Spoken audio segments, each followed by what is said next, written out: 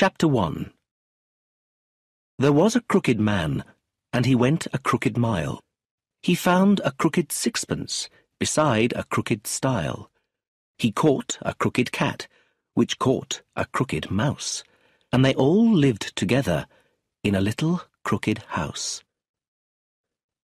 I first met Sophia Leonides in Egypt towards the end of World War II. She had quite an important job working for the government, and when I worked with her, I soon realized how good at her job she was, though she was only 22. As well as being very good-looking, Sophia had a clear mind and a delightful sense of humor. We became friends.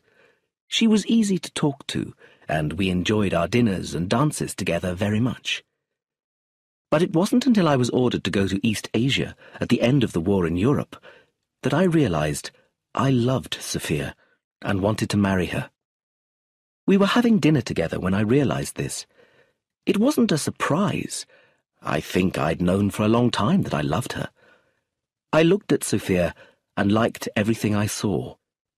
She had dark hair and bright blue eyes, a small chin and a straight nose.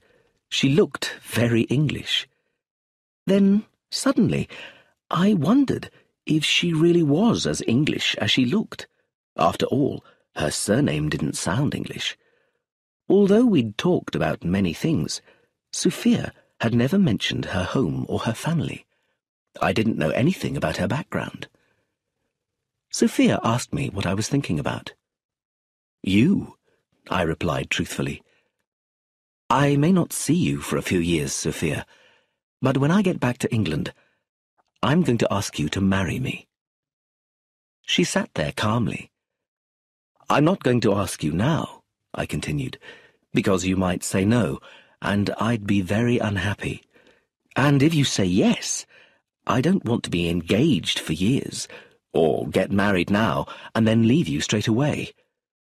I want you to go home free and independent and decide what you really want. But I wanted to let you know how I feel." "But you don't want to be too romantic," murmured Sophia. "Darling, don't you understand? I've tried not to say I love you." She stopped me.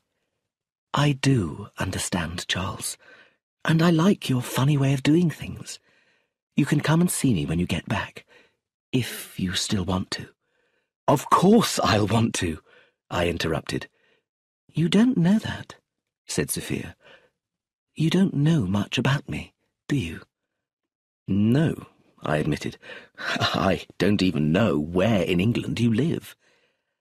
"I live just outside London, at a place called Swinley Dean," she said, "in a little crooked house." I must have looked surprised, because she explained why she had used the last line of a nursery rhyme.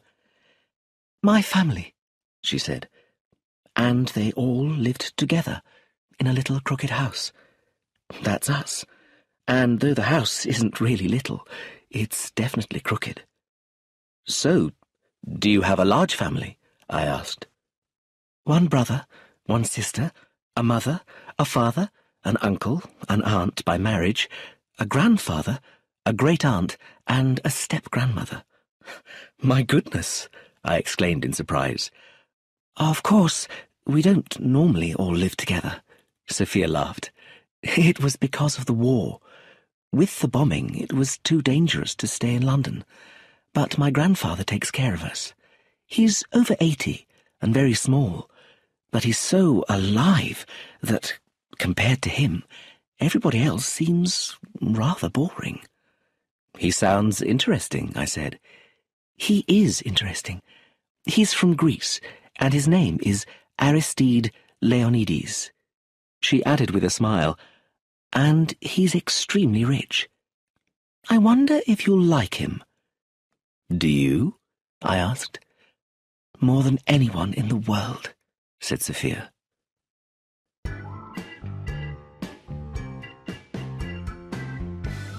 Chapter 2. More than 2 years passed before I returned to England. Sophia and I wrote to each other quite often. Our letters weren't love letters. They were about ideas and thoughts. But I knew my feelings for her were growing stronger, and I believed she felt the same. I returned to England on a soft, grey day in September, and immediately sent a telegram to Sophia. Just arrived back. Will you dine this evening? Mario's Restaurant, 9 o'clock. Charles. A couple of hours later, I was at my father's house in London reading the newspaper when I saw the name Leonides in the deaths column. Leonides. On September 19th at Three Gables, Swinley Dean, Aristide Leonides, much-loved husband of Brenda Leonides, passed away in his 88th year, deeply missed. There was another announcement immediately below. Leonides passed away suddenly at his house, Three Gables, Swinley Dean, Aristide Leonides, deeply missed by his loving children and grandchildren. I thought it was strange that there were two announcements. There must have been a mistake. I quickly sent Sophia a second telegram. Just seen news of your grandfather's death. Very sorry. Let me know when I can see you. Charles. A telegram from Sophia reached me at 6 o'clock. Will be at Mario's, 9 o'clock. Sophia. I was both nervous and excited at the thought of meeting Sophia again. I hadn't seen her for so long that when she walked through the door at Mario's, it seemed completely unreal. We had drinks and then sat down to dinner. I said I was sorry about her grandfather, and we talked rather fast and were awkward with each other. It wasn't just because we hadn't seen each other for such a long time. I felt there was something definitely wrong with Sophia herself. Didn't she love me anymore? Had she met someone else? Somehow, I didn't think that was the problem. I didn't know what was wrong. Then suddenly, as the waiter brought us our coffee, everything went back to normal. Sophia and I were together again, and it felt as if we had never been apart. Sophia, I said. Charles, she said immediately. Thank goodness that's over, I said with relief. What was the matter with us? It was probably my fault, said Sophia. I was stupid, but it's all right now. We smiled at each other. Darling, I said, how soon will you marry me? Her smile disappeared. The problem, whatever it was back. I don't know, she said. I'm not sure, Charles, that I can ever marry you. Because of my grandfather's death. Your grandfather's death? But what difference does that make? Because I don't think he just died, Charles. I think he may have been killed. I stared at her. But what a very strange idea. Why do you think that? It was the doctor. He wouldn't sign a death certificate, and the police need to investigate officially why he died. They clearly suspect that something is wrong. I didn't argue with her. Sophia was very intelligent, so I was sure she was right. But even if something is wrong, I said, how does that affect you and me? You work for the government. It might affect your job. No, please, don't say anything. I know it doesn't matter to you, but it matters to me. I'm very proud. I want our marriage to be a good thing for both of us, and it may be all right, so long as the right person killed him. What do you mean by the right person, Sophia? I know that's a horrible thing to say, but I'm trying to be honest. Before I could speak, she continued, I'm not going to say any more, Charles. I've probably said too much already. But we can't make any plans until we know why my grandfather died. At least tell me about it. She shook her head. No, Charles. I don't want to tell you what I think. Instead, I want you to see me and my family, for yourself, from the outside. And how will I do that? She looked at me with a strange light in her bright blue eyes. Your father will tell you, she said. I had told Sophia that my father was Assistant Commissioner of Scotland Yard, the London police headquarters. I suddenly felt cold. Is it such a serious case? I asked. I think so. Do you see that man sitting by the door? He followed me from Swinley Dean. I shouldn't have left the house, but I wanted to see you, so I climbed out of the window. Darling! Well, never mind. We're here, together. She paused and then added, and there's no doubt that we love each other. No doubt at all, I said. You and I have survived a world war, Sophia, so we can survive the sudden death of one old man. He probably just died of old age. If you knew my grandfather, said Sophia, you would be surprised that he died of anything.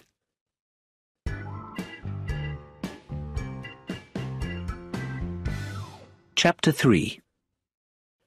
I had always been interested in my father's police work. He was often in charge of important police investigations, but now that interest was personal. My father had been out when I first arrived home, but this time, when I returned from seeing Sophia, he was sitting at his desk. He jumped up when I came in. Charles, well, it's been a long time. We hadn't seen each other for 5 years. Perhaps our first meeting after so long didn't seem very emotional, but my father and I are very fond of each other. I'm sorry I was out when you got here, he said, but I've just got a new case. Aristide Leonides, I asked. How did you know that, Charles? He asked with a frown. I met Sophia Leonides in Egypt, I explained, and I'm going to marry her.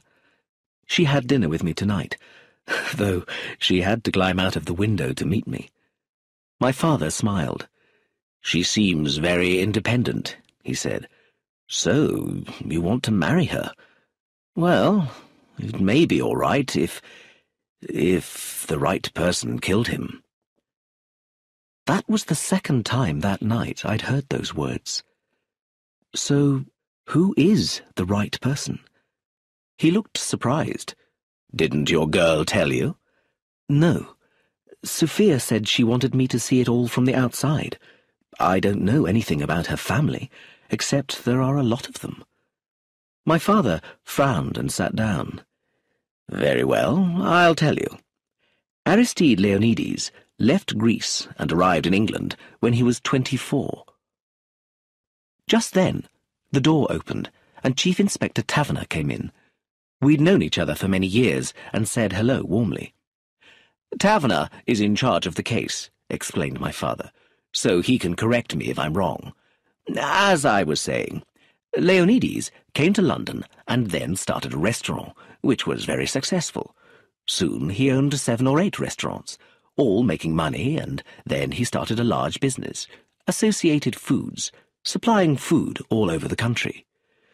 Leonides had a natural ability for business and making money, said Taverner, though, of course, he was always a bit dishonest, a bit crooked. He never actually broke the law, but he came close to doing so. He doesn't sound a very attractive person, I said. It's strange, but he was attractive, said Taverner. He had a strong personality, and though he was short and rather ugly, women always fell in love with him. He married a woman from a well-known family in the country, said my father. Her parents didn't like it, but she was determined to marry him, and it was a very happy marriage, I believe. Leonides built a rather ridiculous-looking house at Swinley Dean, and he and his wife lived there with their 5 children. Then his wife died. Leaving him with 5 children? I asked. Yes, but there are only 2 children still left alive, said my father. Roger, the eldest son, who's married but has no children, and Philip, who married an actress and has 3 children. Sophia, Eustace, and Josephine. And now they all live together at the same house, Three Gables, I said. That's right. Roger moved there after his house was bombed in the war, and Philip and his family have lived there for a few years. And there's an old aunt, Miss Edith de Haviland, sister of the first Mrs. Leonides. She always hated Aristide Leonides, but when her sister died, she came to look after the children. Well, that's a big family, I said. Who do you think killed Aristide Leonides? Taverner shook his head. I don't know, he said, and we may never know. But he was certainly murdered. Poisoned. There is one obvious suspect, but it will be very hard to get enough evidence. I looked at my father. In murder cases, Charles, it usually is the obvious suspect, he said. Aristide Leonides married again 10 years ago, when he was 77. He married a young woman who worked in a tea shop. And she's the obvious suspect? Yes, said Taverner. She's only 34 now, and she's very close friends with a young man in the house who teaches the grandchildren. I looked at him thoughtfully. What was the poison? I asked. The poison was called Esserine, replied Taverner. It was in the old man's eye drops. Leonides had diabetes, added my father, and needed regular injections of insulin, which comes from the pharmacy in small bottles. Using a syringe, the needle is pushed into the top of the bottle, and the insulin is taken up into the syringe for the injection. I guessed the next bit. And it was Esserine in the bottle, instead of insulin. Exactly, said Taverner. And who gave him the injection? I asked. His wife. I understood now what Sophia meant by the right person. Do the family like the second Mrs. Leonides? I asked. No, replied Taverner. I don't think they speak much to each other. It all seemed very clear. So, what's the problem? I asked Taverner. If Mrs. Leonides did do it, why didn't she change the bottle afterwards, so it was a real bottle of insulin? It would have been easy. There were plenty of bottles around. If she'd done that, I don't think that the doctor would have noticed anything wrong. Not much is known about Esserine poisoning. The doctor only realised it was Esserine because he checked the bottle in case the insulin was the wrong strength. So, I said thoughtfully, Mrs. Leonides was either very stupid or very clever. Perhaps she hopes you'll think that nobody could be that stupid. Are there any other suspects? Anyone in the house could have done it, said my father quietly. There was plenty of insulin in the bathroom cupboard where anyone could take it. Someone could easily put Esserine in one of the bottles, knowing it would be used at some time in the future. Does anyone have a strong motive? My father sighed. Aristide Leonides was extremely rich, he said, and though he gave his family plenty of money, perhaps one of them wanted more. So you think it was his wife? I said. Does her young man have any money? Lawrence Brown, the teacher. No, he's very poor. What do you think of Mrs. Leonides? I asked Taverner. I don't know, he replied slowly. She's very quiet. You don't know what she's thinking. And I imagine she likes an easy life. She reminds me of a big lazy cat. But we need evidence. Yes, I thought. We all wanted evidence that Mrs. Leonides had poisoned her husband. But no one was really sure that she had done it.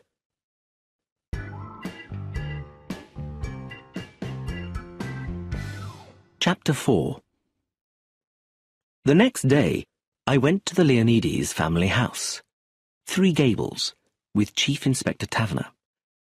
I didn't really have any official connection to the case, but I had once worked with the police, and my father wanted to know all about the people in the house, from the inside.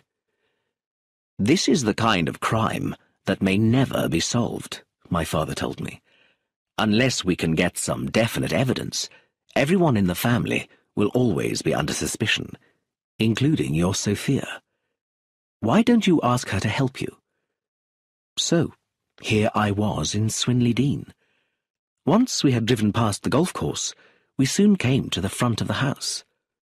It was incredible. The house should have been called 11 Gables, not 3 Gables.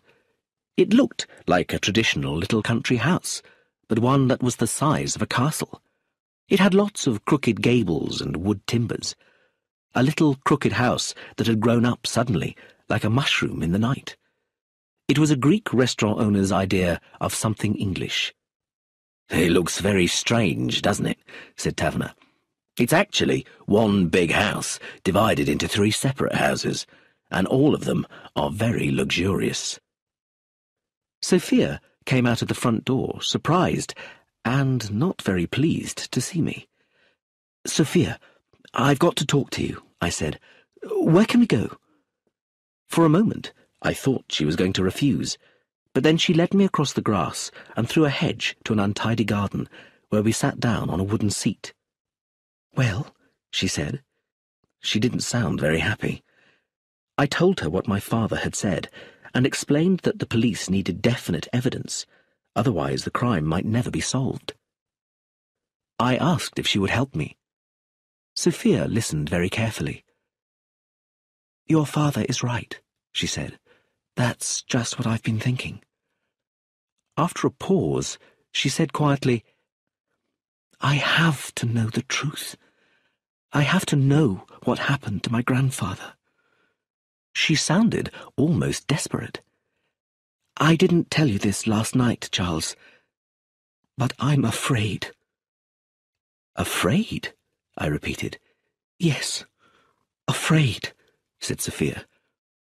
"Everybody thinks that it was Brenda, grandfather's wife. I can say Brenda probably did it, but I don't really think she did. I don't think she would take such a big risk." "What about the young teacher, Lawrence Brown?" "Lawrence wouldn't have the courage," said Sophia. "Of course, I could be wrong, but Brenda—" She shook her head. "Brenda likes sitting around, eating sweets and having nice clothes and jewellery, and reading cheap novels and going to the cinema. And I know he was 87, but my grandfather did make Brenda feel that she was an exciting and romantic person." But what Sophia had said earlier disturbed me. "Why did you say that you were afraid?" I asked. Sophia shivered. "Because it's true," she said in a quiet voice. "I am afraid. We're a very strange family. We are all ruthless in different ways. That's what's so disturbing." My face must have shown that I didn't understand, because Sophia continued. "I'll try and explain. In Greece, grandfather once stabbed 2 men in a fight. He told me about it in quite a relaxed way, as if it wasn't important. That's one kind of ruthlessness. And then there was my grandmother. I don't really remember her, but I've heard a lot about her. I think she was ruthless in a different way. She was always so sure that she knew the right thing to do, even in matters of life and death." "That sounds a bit unlikely," I said doubtfully. "Yes, perhaps. But I'm always rather afraid of people like that," said Sophia. "And then there's my own mother, who's an actress. She's a darling, but she only sees how things affect her. She doesn't think of anyone else. That's rather frightening sometimes. And Clemency, Uncle Roger's wife, she's a scientist. She's ruthless too, in a cold, unemotional way. Uncle Roger's the exact opposite. He's the kindest and most lovable person in the world, but he's got an extremely bad temper. Things make him so angry that he hardly knows what he's doing. And there's Father." Sophia paused. "Father," she said slowly, "is almost too well controlled. You never know what he's thinking. He never shows any emotion at all. It worries me a little." "My dear Sophia," I said, "you're getting very worried about nothing. What you're really saying is that perhaps everybody is capable of murder. I suppose that's true, said Sophia. Even me. Not you. Oh, yes, Charles. Even me. I suppose I could murder someone, but only for something really important. I smiled, and so did Sophia. Perhaps I'm being stupid, she said, but we have to find out the truth about Grandfather's death. We have to. If only it really was Brenda who killed him. Suddenly, I felt rather sorry for Brenda Leonides.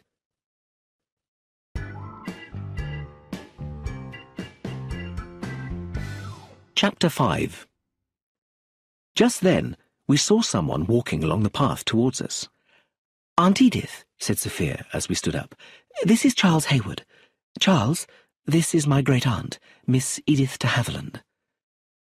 Edith de Haviland was about 70, with lots of untidy grey hair and sharp, intelligent-looking eyes.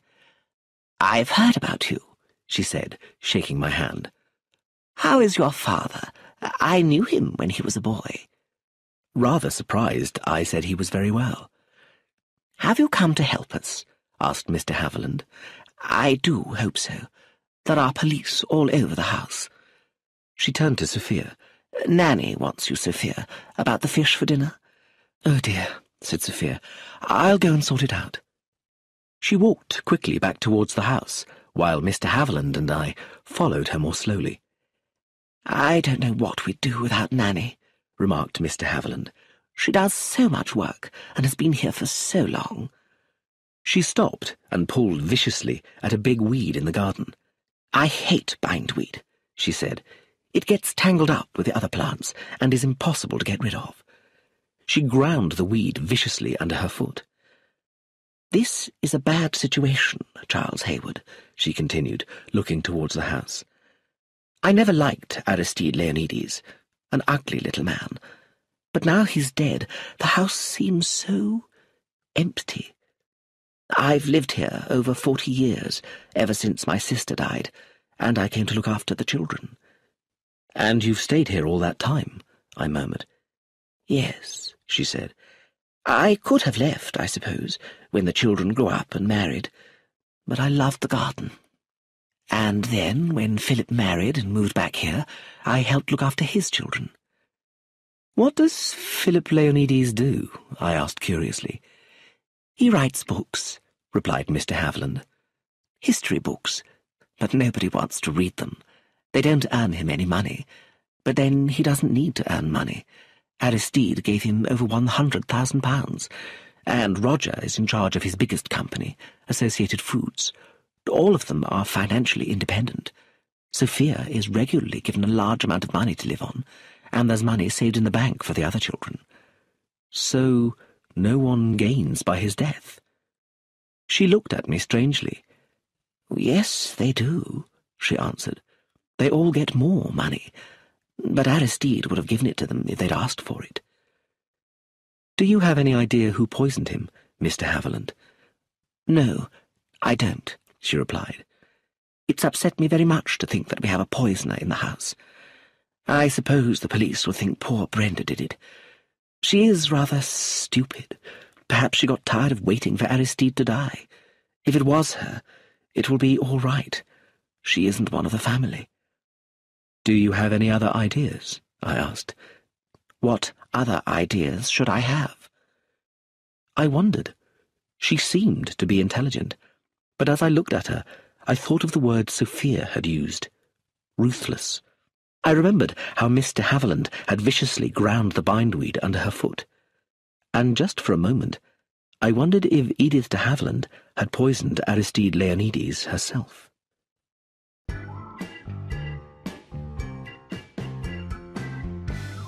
Chapter 6. We went back to the house and through the large hall. At the back, where there would normally be stairs, was a white wall with a door in it. You get to Aristide's part of the house through that door, explained Mr. Haviland. Philip and Magda live in a different part of the house, here on the bottom floor. We went through a door on the left into a large drawing room. It had pale blue walls, which were covered with many photographs and pictures of actors and dancers. There was a lot of heavy furniture, and on the tables were large vases of flowers. "Do you want to see Philip?" asked Mr. Haviland. I had no idea. I thought I'd only wanted to see Sophia. Should I talk to her father?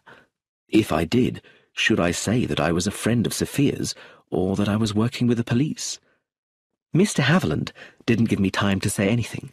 "We'll go to the library," she decided, and led me out of the drawing-room, along a corridor, and through another door. We entered a big, cold room full of books, not just on the bookshelves, but also on the chairs, tables, and even the floor. A tall man of about 50 years old stood up as we came in. Philip Leonides was very handsome, which surprised me, since people said his father was so ugly. But this man had a perfect-looking face, with a straight nose and fair hair that was just beginning to turn grey. "Philip," said Edith de Haviland, "this is Charles Hayward." How do you do?" said Philip Leonides, shaking my hand. I couldn't tell if he had ever heard of me. He certainly didn't seem very interested. "Are the police still here?" asked Mr. Haviland. "I believe Chief Inspector Taverner is coming to talk to me soon," Philip replied. "I don't know where he is now." Just then, the door burst open, and a woman came in. She had big blue eyes and lots of red hair, and was wearing a luxurious pink dressing gown. She was talking very quickly, in a clear, attractive voice. Somehow it seemed that 3 women, not just one, had entered the room. "Darling," she said, "I simply can't decide what to wear at the inquest. Something dark, of course, though not black. Perhaps dark purple. Oh, how calm you are, Philip. How can you be so calm? Don't you realize we can leave this awful house now and be free? Of course, we could never leave when your grandfather, the poor old darling, was alive. He really did love us. But if we'd left, that woman upstairs would have made sure she got the house, the money, everything. But now we can produce that new play, and this murder will give us lots of free publicity." So, this was Magda Leonides, Sophia's mother. "I'm looking forward to talking to the inspector," she continued. "He'll want to know exactly how and when everything happened, and I'll tell him all the little things I noticed and wondered about at the time." "Mother," said Sophia, coming through the open door, "you mustn't tell the inspector a lot of lies." "Sophia, darling." "And I know you're ready to give a most beautiful performance, just as if you were acting in a play, but you've got it all wrong." Magda looked puzzled. "What do you mean?" "You have to act it in a different way," said Sophia. "Don't say much at all. Keep quiet and don't talk much, as if you're protecting the family." A pleased little smile showed on Magda's face. "Yes," she said slowly. "Yes, that's a good idea." "I've made you some breakfast," added Sophia. "It's in the drawing-room." "Oh, good.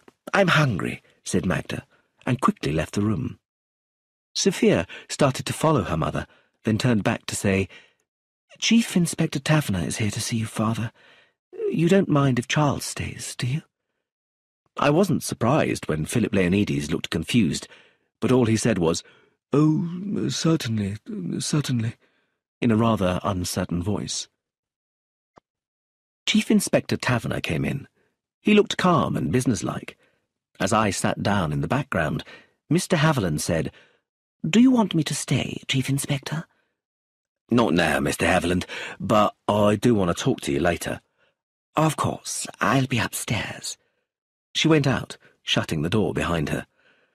"I won't disturb you for long," said Taverner, "but I can now confirm that your father did not die a natural death. He was poisoned by a drug called Esserine." Philip did not show any emotion. "He must have taken the poison by accident," he said. "My father was nearly 90, and he couldn't see very well." "So you think your father put the contents of his eye drop bottle into an insulin bottle?" said Taverner. "Does that seem likely?" Philip did not reply. His face still showed no emotion. "We have found the empty eye-drop bottle," continued the Chief Inspector. "There were no fingerprints on it, which is strange. Your father's fingerprints at least should have been there. Now, Mr. Leonides," he continued, "can you tell me what you were doing on the day of your father's death?" "Certainly," replied Philip. "I was here, in this room, all day, except when I went to eat, of course." "Did you see your father at all?" "I said good morning to him after breakfast." "Were you alone with him then?" My stepmother, Brenda, was in the room." "Is your father's part of the house completely separate from yours?" continued Taverner. "Yes. The only way to get to it is through the door in the hall." "Is that door usually locked?" "No, never," replied Philip. "So anyone could go freely between the different parts of the house?" "Yes, that's true." "How did you first hear of your father's death?" asked the inspector. "My brother Roger, he lives on the floor above, came rushing down to tell me that my father couldn't breathe and seemed very ill." "What did you do?" "I telephoned the doctor, but he was out, so I left an urgent message. Then I went upstairs. My father was clearly very ill, and he died before the doctor came." There was no emotion in Philip's voice. It was a simple statement of fact. "Where was the rest of your family?" "My wife, Magda, was in London, but came home soon afterwards. Sophia was also out, I believe, but my two younger children, Eustace and Josephine, were at home." "And I'm afraid I have to ask you," said Taverner, "how your father's death affects your financial position." "My father made us financially independent many years ago," Philip replied. "He gave my brother Roger his largest company, Associated Foods, and gave me about £150,000. My father didn't keep much money for himself, but now he has made even more money than he had before." For the first time, Philip smiled slightly. "So, you and your brother don't live in this house because of financial problems?" asked Taverner. "Certainly not. It's just easier for both of us, and my father liked us to live here. I was very fond of my father," added Philip. "I came to Three Gables with my family in 1937, and my brother Roger came in 1943, when his house in London was bombed." "I see," said Taverner. "And now, Mr. Leonides, can you tell me anything about your father's will and how he has left his money?" "My father was not a secretive man," said Philip. "He held a meeting with all his family, and his lawyer, Mr. Gateskill, to tell us about his will. My stepmother Brenda was left £100,000, and the rest of his property was divided into 3 parts, one for me, one for my brother Roger, and the other was kept in the bank for his 3 grandchildren. I mean, my children, Sophia, Eustace, and Josephine." "Did your father leave anything to the servants?" "No," answered Philip. "Instead, their pay increased each year they stayed in his service." "And so you yourself don't need any more money, Mr. Leonides?" "I have enough money, Chief Inspector," said Philip coldly, "and if I needed more, my father would have given it to me. I had no financial reason to want my father dead." "I'm sorry for asking," said Taverner, "but I need to know all the facts. And now I have to ask you some rather personal questions about the relationship between your father and his wife. Were they happy together?" "Yes, as far as I know," said Philip. "Did you approve of your father's second marriage?" "My approval was not asked," Philip said, "but I thought the marriage was unwise." "It must have been quite a shock to you," said the inspector. Philip did not reply. "Did you get on well with Mrs. Leonides?" Taverner continued. "Yes," answered Philip, "though I don't see her very often." "What can you tell me about Mr. Lawrence Brown, your children's teacher?" "Not very much," Philip said. "My father employed him. His references were good, and he is a good enough teacher." "He lives in your father's part of the house, not here?" There was more room there. Have you ever noticed any signs of a close relationship between Lawrence Brown and your stepmother? Was Taverner's final question. No, I have not, Philip replied. Chief Inspector Taverner got up. Thank you very much for your help, Mr. Leonides. I followed him out of the room. My goodness, Charles, said Taverner, as we stood in the corridor. He's a cold man.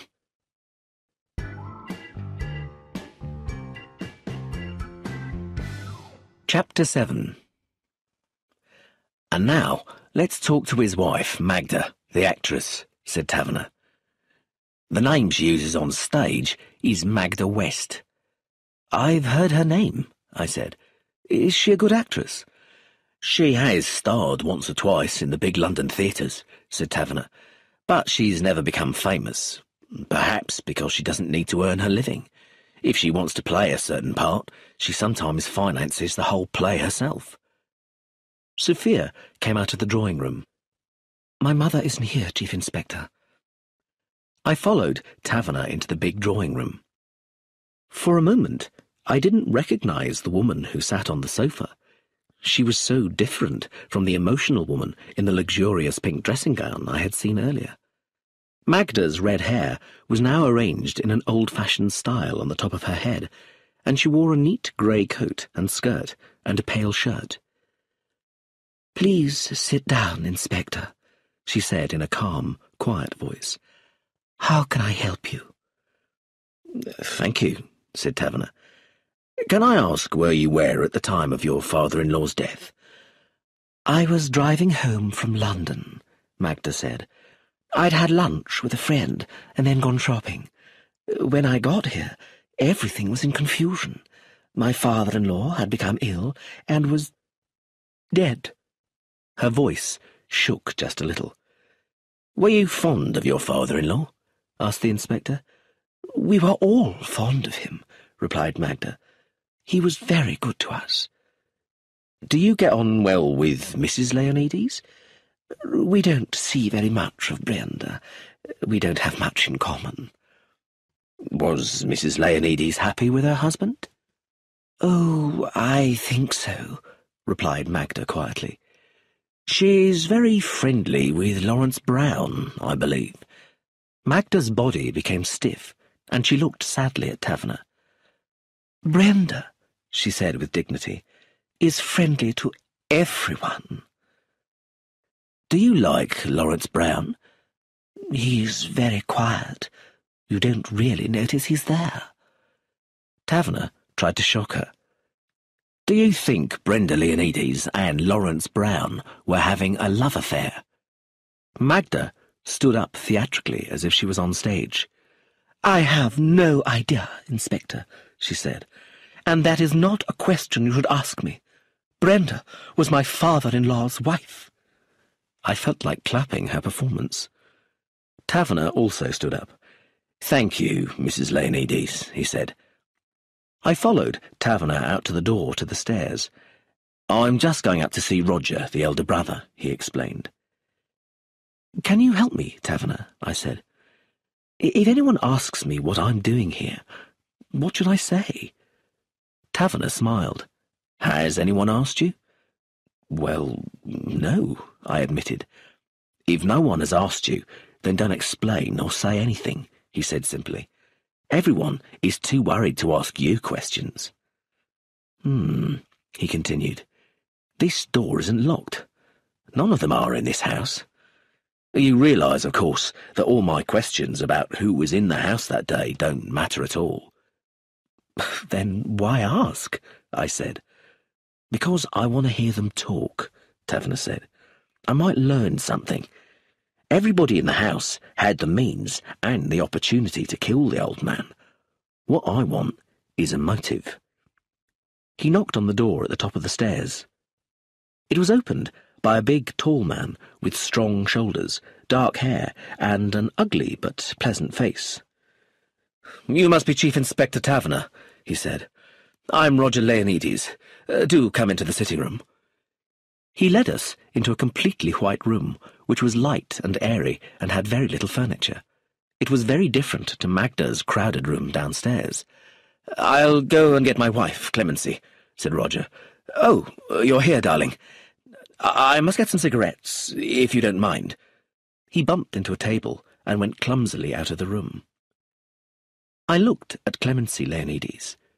She was about 50, with short grey hair that suited her intelligent and sensitive face. Her eyes were grey, and she wore a simple red wool dress that fitted her slim figure perfectly. She had a strong personality, and I understood at once why Sophia had said she was ruthless.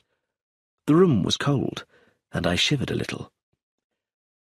"Please sit down, Chief Inspector," said Clemency, in a quiet voice. "Is there any news?" "Your father-in-law died of eserine poisoning," replied Taverner. "It was definitely murder." "This will upset my husband very much," said Clemency. "He's a very emotional person, and he loved his father dearly." "Did you get on well with your father-in-law, Mrs. Leonides?" "I got on quite well with him," she said quietly. "But I didn't like him very much. I didn't like the way he did business." "What about Brenda Leonides? Do you think she was having a love affair with Lawrence Brown?" "I don't think so," said Clemency, "but I don't really know." She didn't sound at all interested. Roger Leonides came hurrying back. "Well, Chief Inspector, is there any news?" "Your father died of eserine poisoning," explained Taverner. "My God!" exclaimed Roger. "So that woman murdered him. She couldn't wait for him to die." "Why do you think that?" Taverner asked. "Who else could it be?" said Roger, walking quickly up and down the room, pulling his hair. "I've never trusted Brenda. Never liked her. None of us did. Why did father marry her? At his age? It was madness. Madness! My father was an amazing man, Chief Inspector. He did everything for me, and I failed him." He sat down heavily. "Now, Roger, please don't get upset," said his wife quietly. "Chief Inspector Taverner wants our help." "I'd like to strangle that woman with my own hands," said Roger angrily. "Yes, I'd strangle her if she were here." He was shaking with anger. "Roger!" said Clemency sharply. "Sorry, dearest," said Roger, calming down. "I do apologize. Please excuse me," he said to us, and went out of the room again. "He wouldn't really hurt anyone," said Clemency with a slight smile.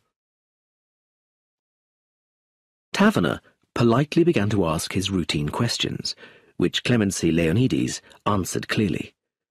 Roger had been in London on the day of his father's death, working at the head office of Associated Foods. He had returned in the afternoon and had spent some time with his father. She herself had been at work in London and had returned to the house just before 6 o'clock. "Did you see your father-in-law on the day of his death?" asked Taverner. "No," replied Clemency. "I saw him the day before, after dinner, but not on the day he died.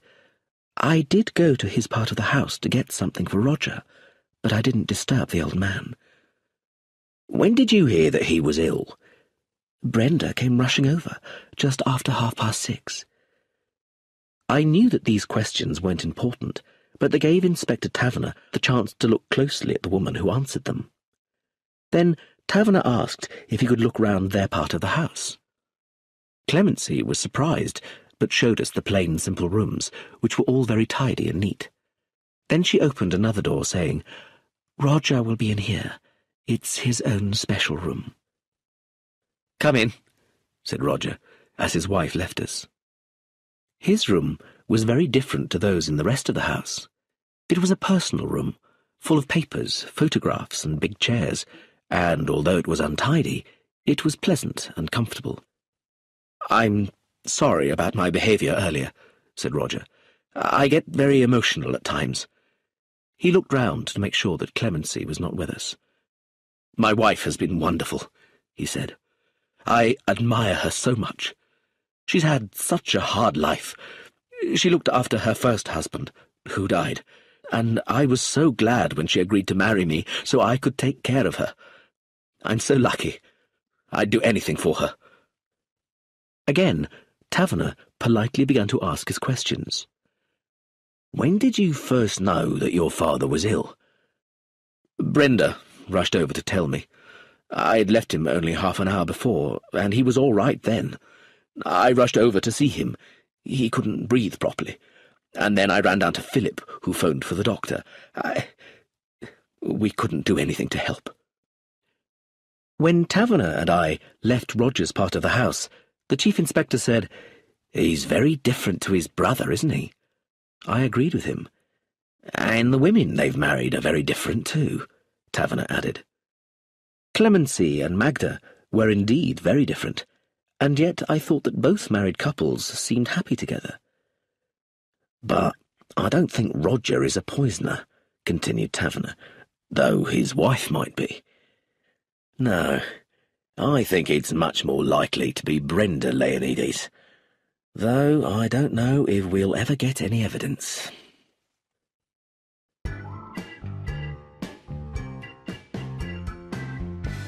Chapter 8. Now we went to Aristide Leonides' part of the house, where a servant opened the door and led us into a big drawing room. Although it was the same size as Philip and Magda's drawing room, this room looked very different. It had bright sofas and luxurious curtains, and on the wall was a painting of a little old man. He had sharp but kind-looking dark eyes and crooked shoulders. He looked powerful and full of life. "That's Aristide Leonides," said Taverner. "He certainly had a strong personality." "Yes," I agreed, looking at the painting and the little man's lively dark eyes. Now I understood why Edith de Havilland thought that the house seemed empty without him. "There's a painting of his first wife over there," said Taverner. I looked at the picture of a typical English country lady. Her face was handsome, but rather dull and lifeless, not like her husband's face. Just then, the door opened, and Aristide Leonides' second wife came into the room. Brenda Leonides was quite pretty. She had brown hair and was wearing a black dress and lots of expensive jewellery. She moved easily and lazily, like a cat. I noticed that though she wore makeup, she had obviously been crying. I also noticed that she looked frightened. "Good morning, Mrs. Leonides," said Taverner. "I'm sorry to disturb you again. You do understand, don't you, that you can have your lawyer here if you want?" I wondered if she understood what these words meant. Apparently not. "I don't like Mr. Gateskill," said Brenda Leonides, sitting down on the sofa. "I don't want him here." "We'll start then," said Taverner. "Have you found out anything?" she asked, her hands twisting nervously. "Yes," said Taverner. "Your husband definitely died from esserine poisoning." "You mean those eye drops killed him?" "That's right. You injected Mr. Leonides with esserine, not insulin." "But I didn't know that," exclaimed Brenda. "I didn't have anything to do with it." "Then somebody must have deliberately replaced the insulin with the eye drops." "It must have been an accident, or one of the servants," said Brenda. "We've interviewed the servants," said Taverner, "and we don't suspect any of them. Have you any other ideas, Mrs. Leonides?" She stared at him. "I've no idea at all," she said. "You said you were at the cinema that afternoon?" "Yes.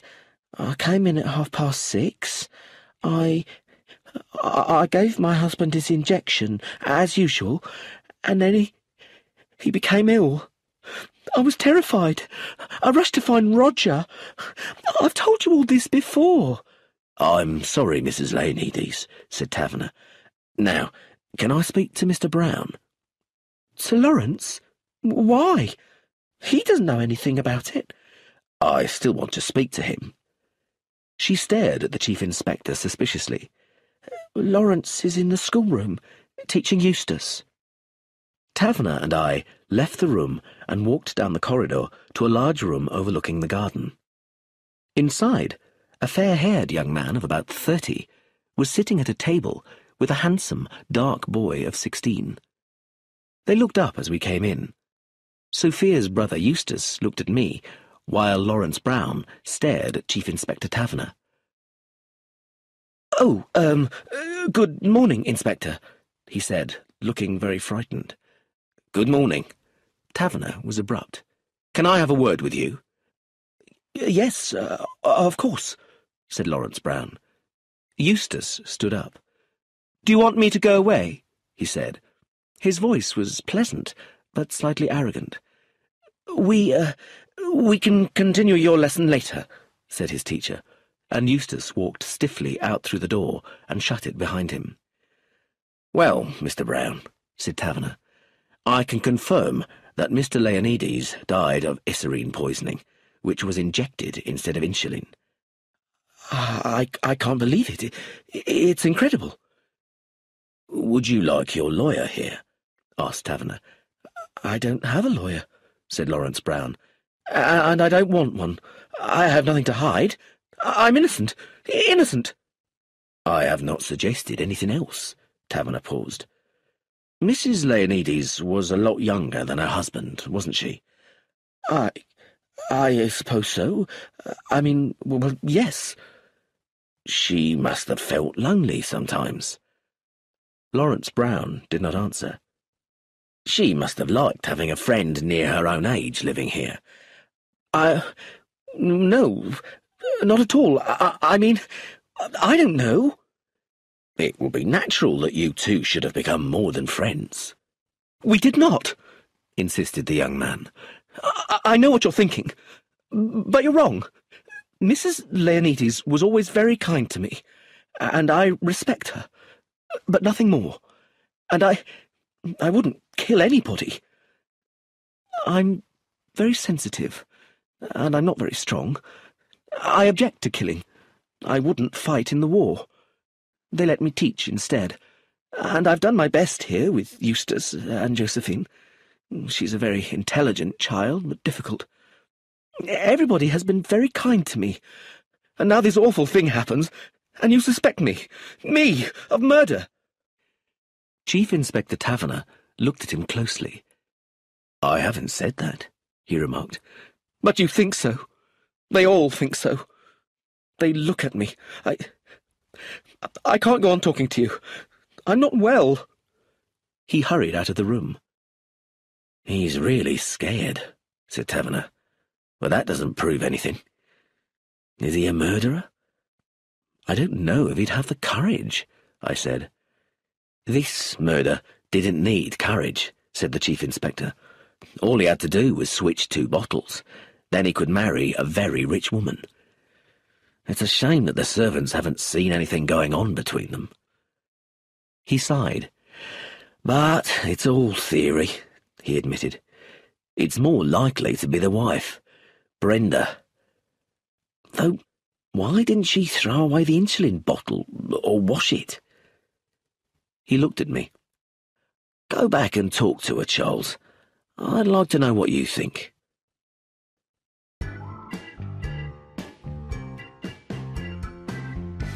Chapter 9. I found Brenda Leonides sitting exactly where we had left her. "Is Inspector Taverner coming back?" she asked abruptly.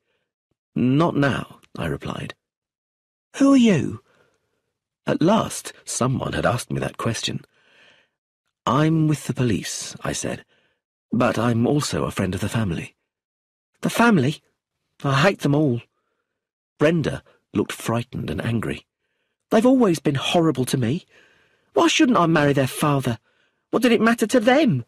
He'd already given them lots of money, and I was very fond of him." "I see," I said.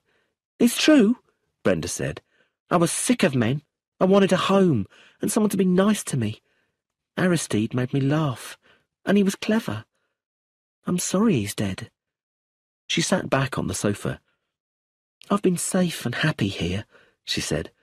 "Aristide gave me lovely things." She looked at the expensive ring on her hand with a satisfied smile. "And I was very nice to him. Do you know how we met?" Brenda didn't wait for me to answer.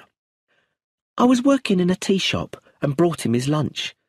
I was crying, and he asked me to sit down. I said I couldn't. I'd lose my job. No, you won't, he said. I own this place. He was a little old man, but he had power. I told him what was wrong. I was a respectable girl, but I was in trouble.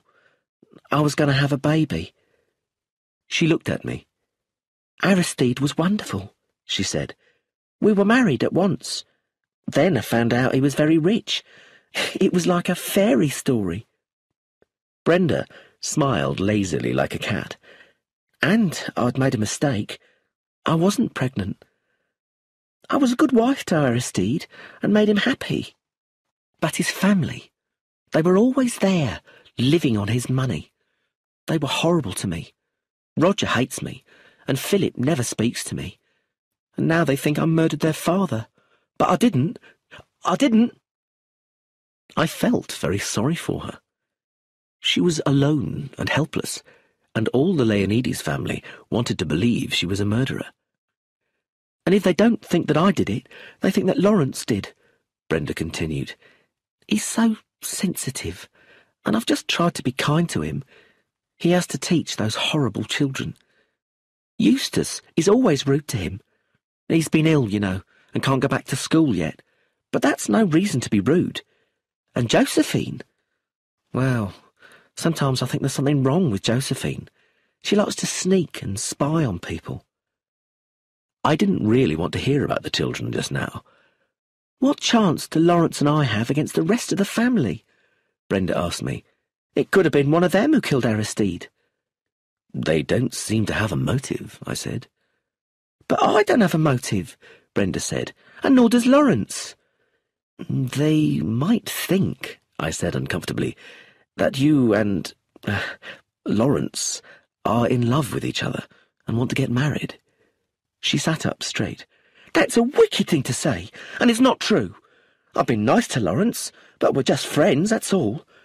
You do believe me, don't you? I did believe her. I believed that she and Lawrence were just friends, though, of course, it was possible that she was in love with him without knowing it. I was thinking about all this when I went downstairs to find Sophia, who was helping Nanny with lunch. She led me into the empty drawing room. Well, she said, what did you think of Brenda? I felt sorry for her. Sophia looked amused. I see, she said. Yes, Brenda does seem to get on well with men. I was annoyed. I can see her point of view, that's all, I said. Has anyone in your family ever been nice to her? No, we haven't been nice to her, said Sophia. Why should we be? You've seen Brenda's point of view. Now see things from my side. I don't like the kind of woman who pretends she's going to have a baby so she can marry a rich old man. Was she pretending about the baby? I asked. I don't know, but I think so, said Sophia. But she didn't fool Grandfather. He knew what he was doing, and he got what he wanted. From his point of view, the marriage was a complete success. Was employing Lawrence Brown as a teacher a success too? I asked ironically. Sophia frowned. Perhaps Grandfather wanted to keep Brenda happy and amused by giving her a mild romance in her life with someone harmless like Lawrence. I'm sure he didn't think it would end in his own murder. And that, added Sophia, speaking with certainty, is why I don't really believe that Brenda or Lawrence did it, because Grandfather would have known. That sounds very unlikely, I said doubtfully.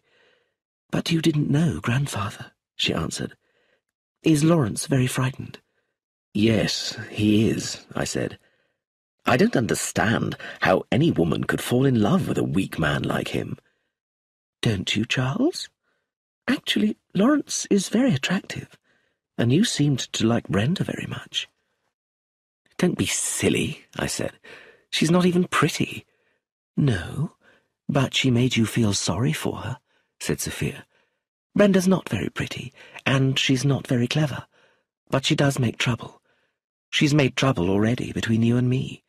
Sophia, I exclaimed as she moved towards the door. Forget it, Charles. I must go to the kitchen and help Nanny with lunch.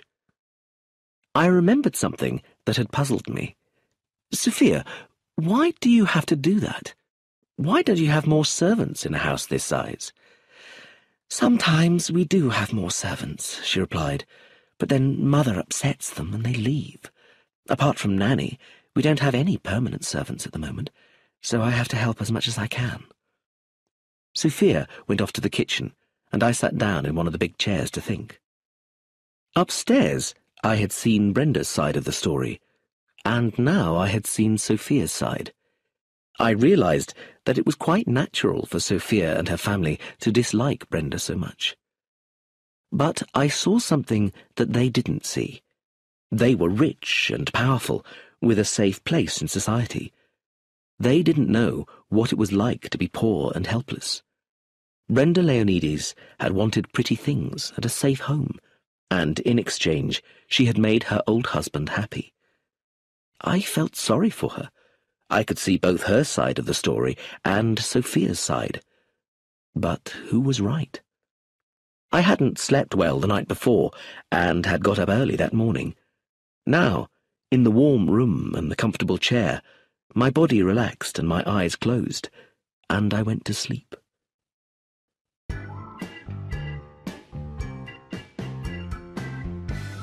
Chapter 10. I woke up so slowly that at first I didn't realize that I'd been sleeping.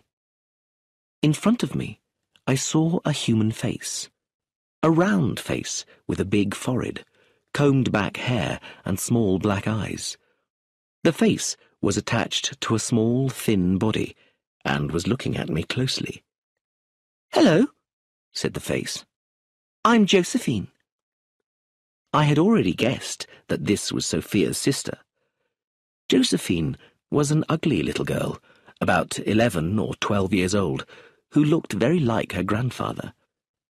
"You're Sophia's young man," said Josephine. "But why did you come here with Chief Inspector Taverner?" "He's my friend," I told her. "Is he? I don't like him. I won't tell him things." "What sort of things?" "The things I know. I know a lot of things. I like knowing things." She sat down and continued to look at me closely.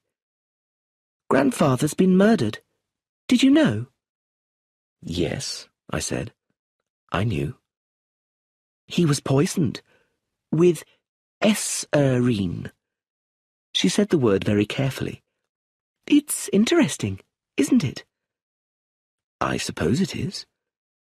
"Eustace and I are very interested. We like detective stories.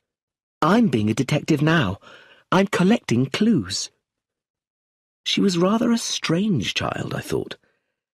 "I think there'll be a lot of changes here now," Josephine told me. "We'll go and live in a house in London. Mother will be very pleased. Father couldn't afford it before.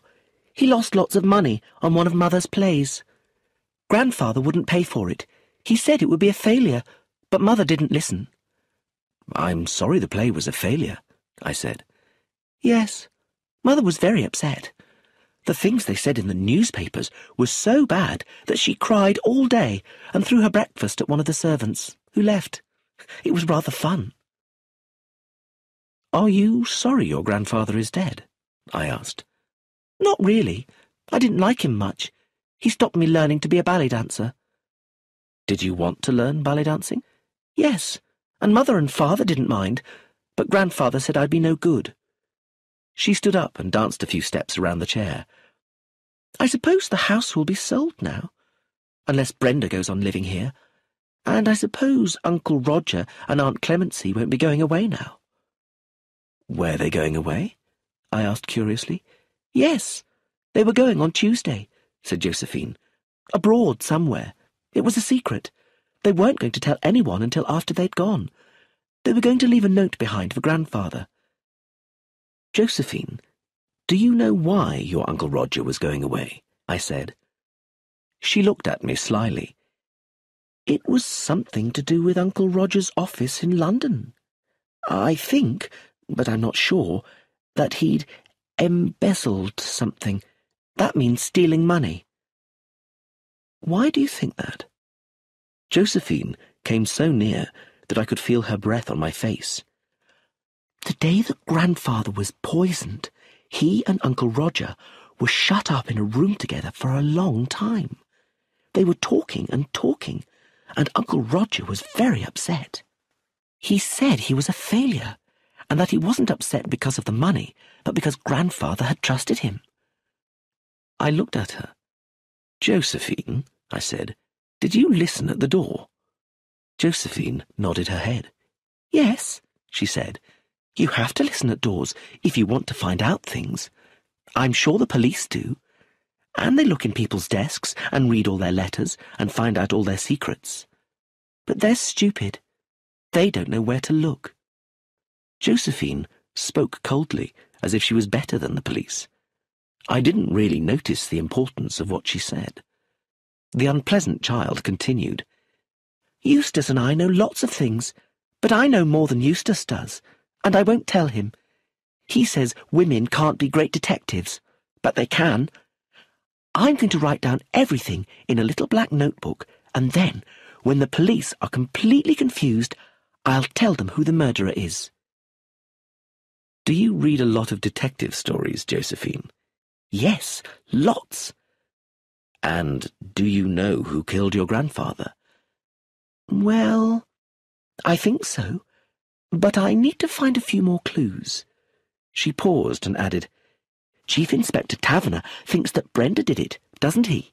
Or Brenda and Lawrence together because they're in love with each other." "You shouldn't say things like that, Josephine." "Why not? They are in love with each other." "You don't know that." "Yes, I do. They write to each other. Love letters." "Josephine, how do you know that?" "Because I've read them. They're very soppy letters, but Lawrence is soppy. He was too frightened to fight in the war." Just at that moment, a car arrived outside, and Josephine ran to look out of the window. "It's Mr. Gateskill, Grandfather's lawyer," she said. "I expect he's come about the will." Very excited, she hurried from the room. A few minutes later, Sophia and her mother, Magda, entered with a small elderly man. "Your husband asked me to bring his father's will," the lawyer was saying to Magda, "but I don't have it. Do you know anything about it?" "About poor dear Grandfather's will?" Magda opened her eyes, astonished. "No, of course not. He told us he'd sent it to you after he signed it." "But the police didn't find the will with Mr. Leonides' private papers," said Mr. Gateskill. "I'll just go and talk to Chief Inspector Taverner." He left the room. "Darling," said Magda to her daughter, "I'm sure that wicked woman upstairs has destroyed it. I know I'm right." "Nonsense, Mother. She wouldn't do a stupid thing like that," said Sophia. "It wouldn't be stupid at all. If there's no will, she'll get everything. Shh! Mr. Gateskill's coming back." The lawyer re-entered the room with Philip Leonides and Chief Inspector Taverner. "I've talked to the bank," the inspector was saying, "but they don't have any private papers belonging to Mr. Leonides." "I wonder if Roger or Aunt Edith knows anything," said Philip. "Sophia, can you ask them to come down here?" But when the others arrived, they couldn't help. "Father signed the will," said Roger, "and told us he was going to post it to Mr. Gateskill the next day." "I sent Mr. Leonides his will ready for signing on November 24th, Mr. Gateskill said. A week later, he told me it had been signed and sent to his bank to keep it safe." "That's right," said Roger eagerly. "It was in November last year. You remember, Philip, that Father read us the will." "And what did the will say?" asked Taverner. "It was quite simple," said Roger. "Father left £50,000 to Aunt Edith, and £100,000 and this house to Brenda. The rest of Father's money and property was going to be divided into 3 parts, one for myself, one for Philip, and the third for Sophia, Eustace, and Josephine. And the money for the last 2 was going to be kept in the bank until Eustace and Josephine were 21. I think that's right, isn't it, Mr. Gateskill?" "That is correct," agreed Mr. Gateskill, slightly annoyed that he hadn't been allowed to explain the will himself. "Father read it out to us," said Roger, "and asked if we had any comments. And Brenda said that she hated to hear her darling old Aristide talk about death, added Magda quickly, and when he was dead she didn't want any of his stupid money.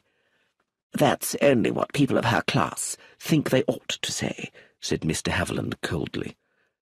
I realised suddenly how much Edith de Havilland disliked Brenda.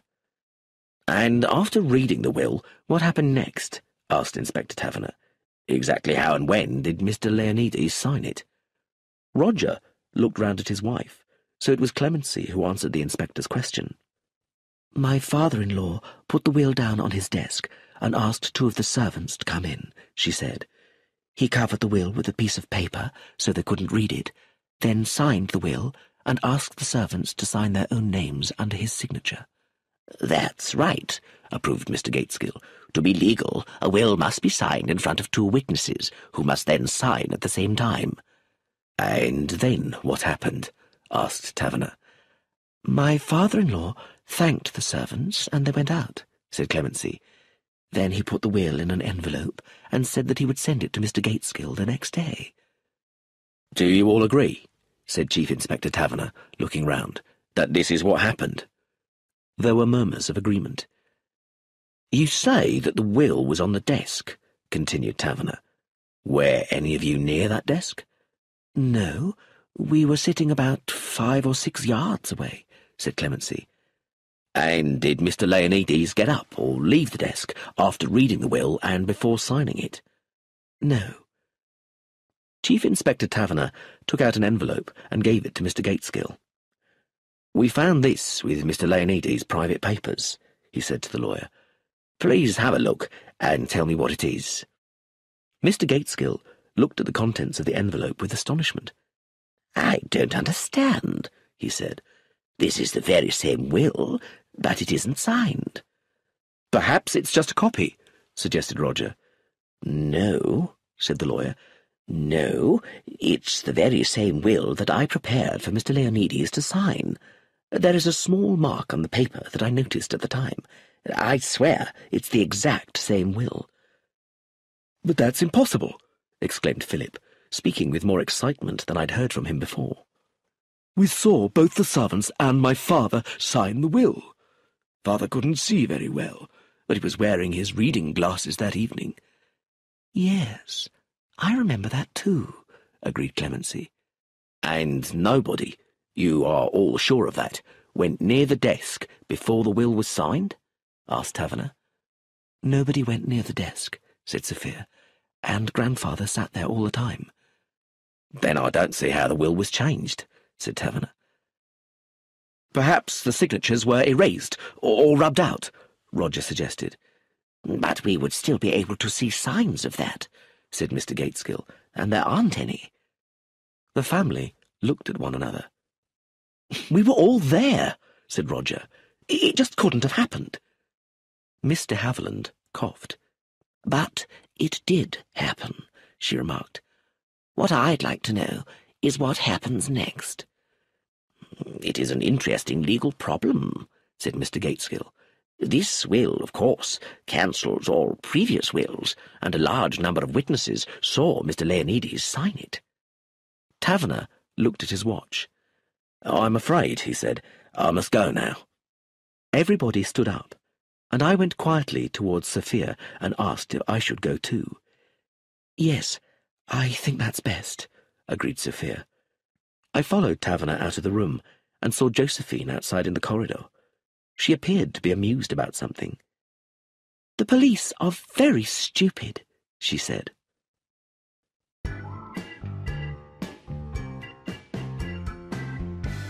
Chapter 11.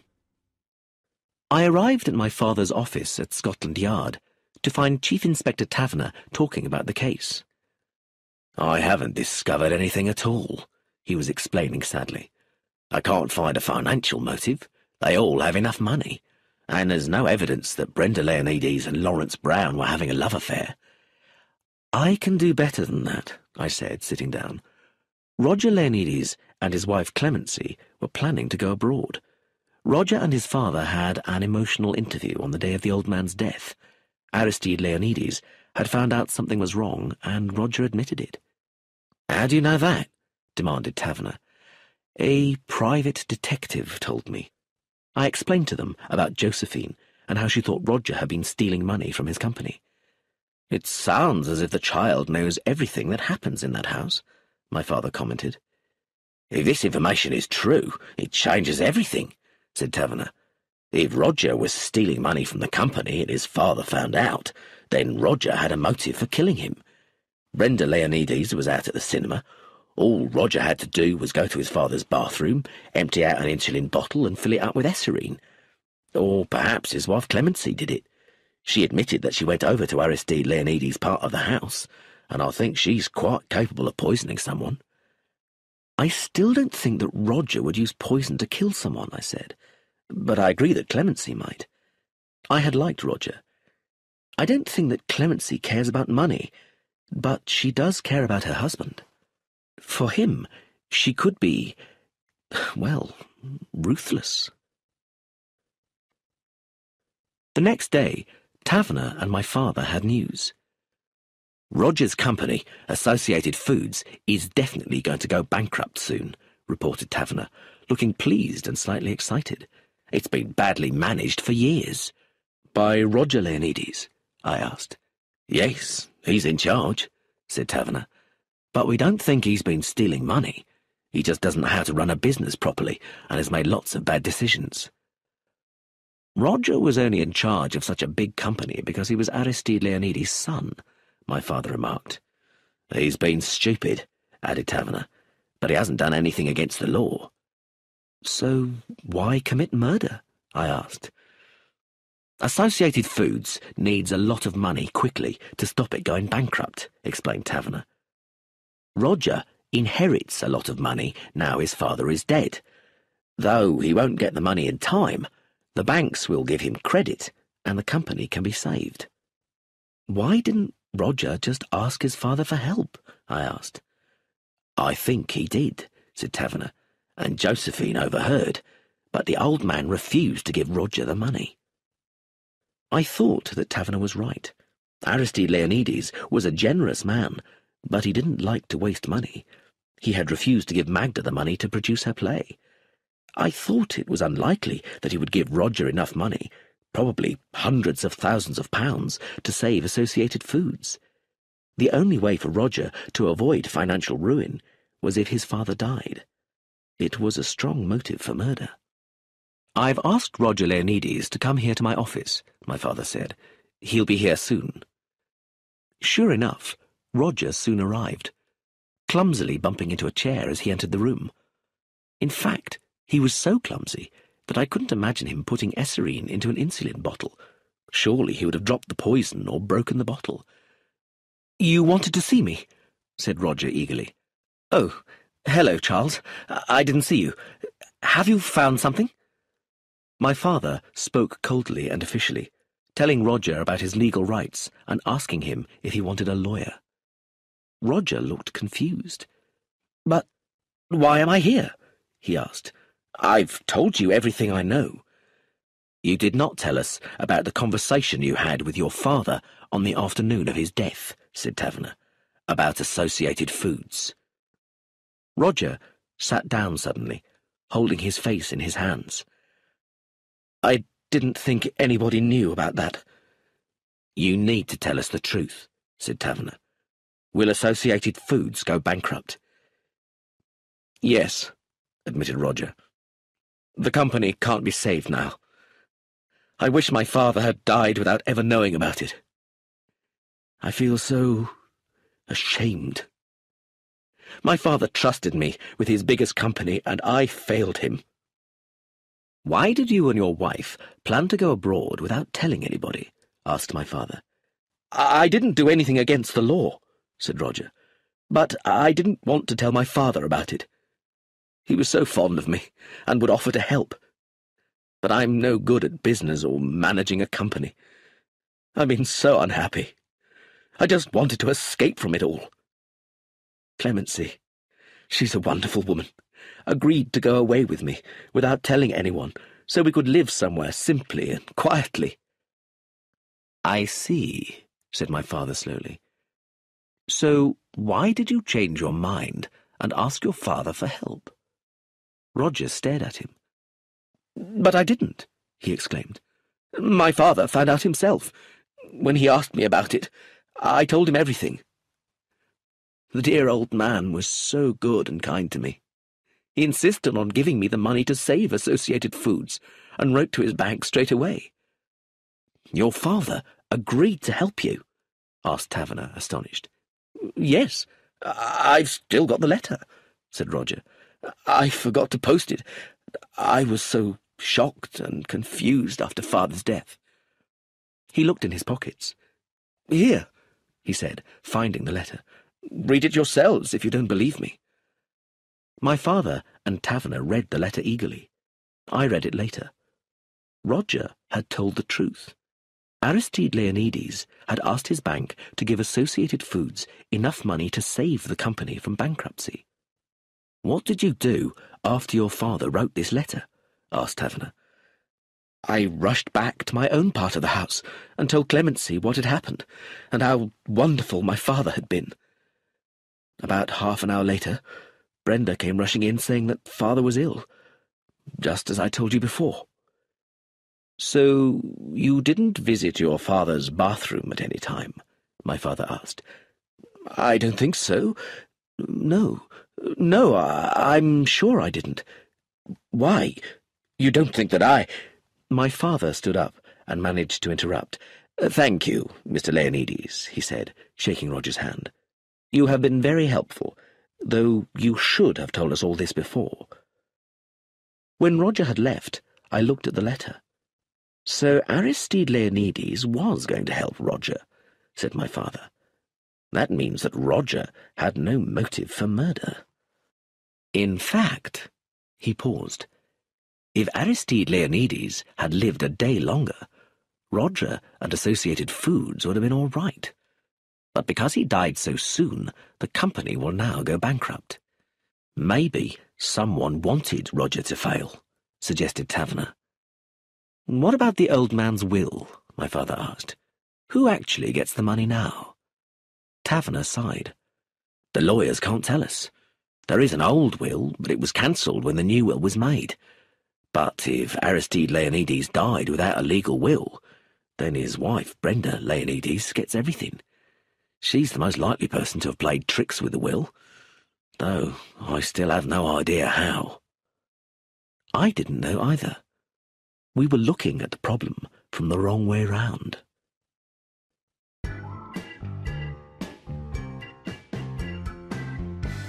Chapter 12. Chief Inspector Taverner left, and my father and I were alone. After a short silence, I asked, "Dad, what are murderers like?" Now that murder had come so close to me, I wanted to know more about his previous police experience. My father looked at me thoughtfully. "Some of them," he smiled sadly, "are very nice, ordinary people, just like Roger Leonides." I looked surprised. "Oh, yes," he continued, "murderers can be ordinary people who want something so much that they kill for it. They don't think about what happens next. And some people, although they know that murder is wrong, don't feel that it's wrong. They think that it wasn't their fault, or that their victim deserved it, and they're never really sorry for what they did." "Do you think," I asked, "that someone could kill old Leonides if they hated him? Hated him for a long time?" "It's possible, but unlikely," my father replied, looking at me curiously. "People are more likely to kill those they love than those they hate. Only people you love can make your life impossible." "But this doesn't help you, does it?" he added. "What you really want to know is how to recognize a murderer in a house full of people who seem pleasant and normal." "Yes, that's right," I admitted. My father paused to think. "The one thing that all murderers have in common," he said finally, "is that they are all vain. They are frightened of being caught, but they still want to show off about how clever they are, and a murderer wants to talk." "To talk?" "Yes, because they're very lonely," explained my father. "They can't tell anyone about what they did or how clever they are, and they will never be able to tell. So they like talking about the murder. I think, Charles, that you should go back to Three Gables and get everyone to talk to you. Everyone in the family, guilty or innocent, will talk to you, because they can say things to you that they can't say to each other. And if the murderer talks, he or she might make a mistake and say too much. I told him then what Sophia had said about how the family was ruthless in different ways. He was very interested. Yes, he said, most families have a weakness, and it sounds as if both the de Havilland family and the Leonides family have a different kind of weakness. But I wouldn't worry too much about that, Charles. The best thing to do is to go and talk to them all. Only the truth can help you, and your Sophia. As I went out of the room, he added, "And look after the child, Josephine. We don't want anything to happen to her." I stared at him. "Come on, Charles, think," he said. "There's a murderer in that house, and Josephine seems to know everything that happens there." "She certainly knew all about Roger," I agreed, "and her story about what she overheard seems to be correct." "Yes," said my father. "A child's evidence is usually very reliable, even if we can't often use it in court. But children like to show off. If you want Josephine to tell you anything else, don't ask her questions. Instead, pretend that you think she doesn't know anything. But take care of her," he added. "It's possible that she knows too much."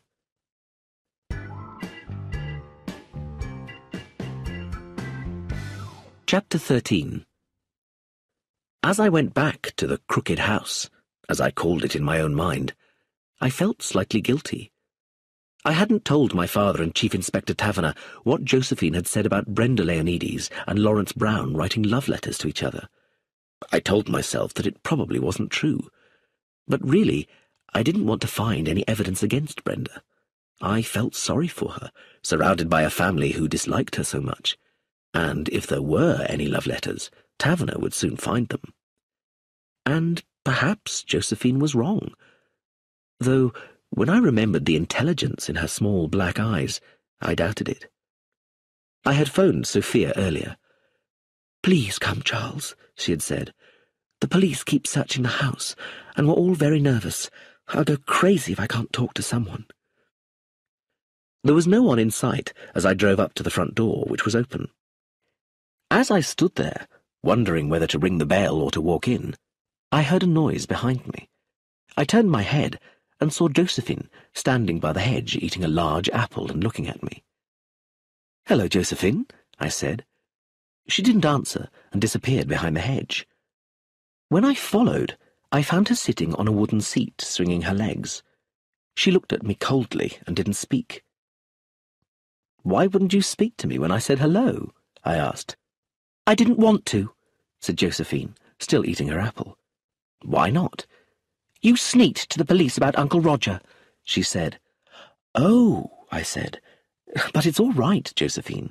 The police know that Roger didn't steal any money or do anything wrong."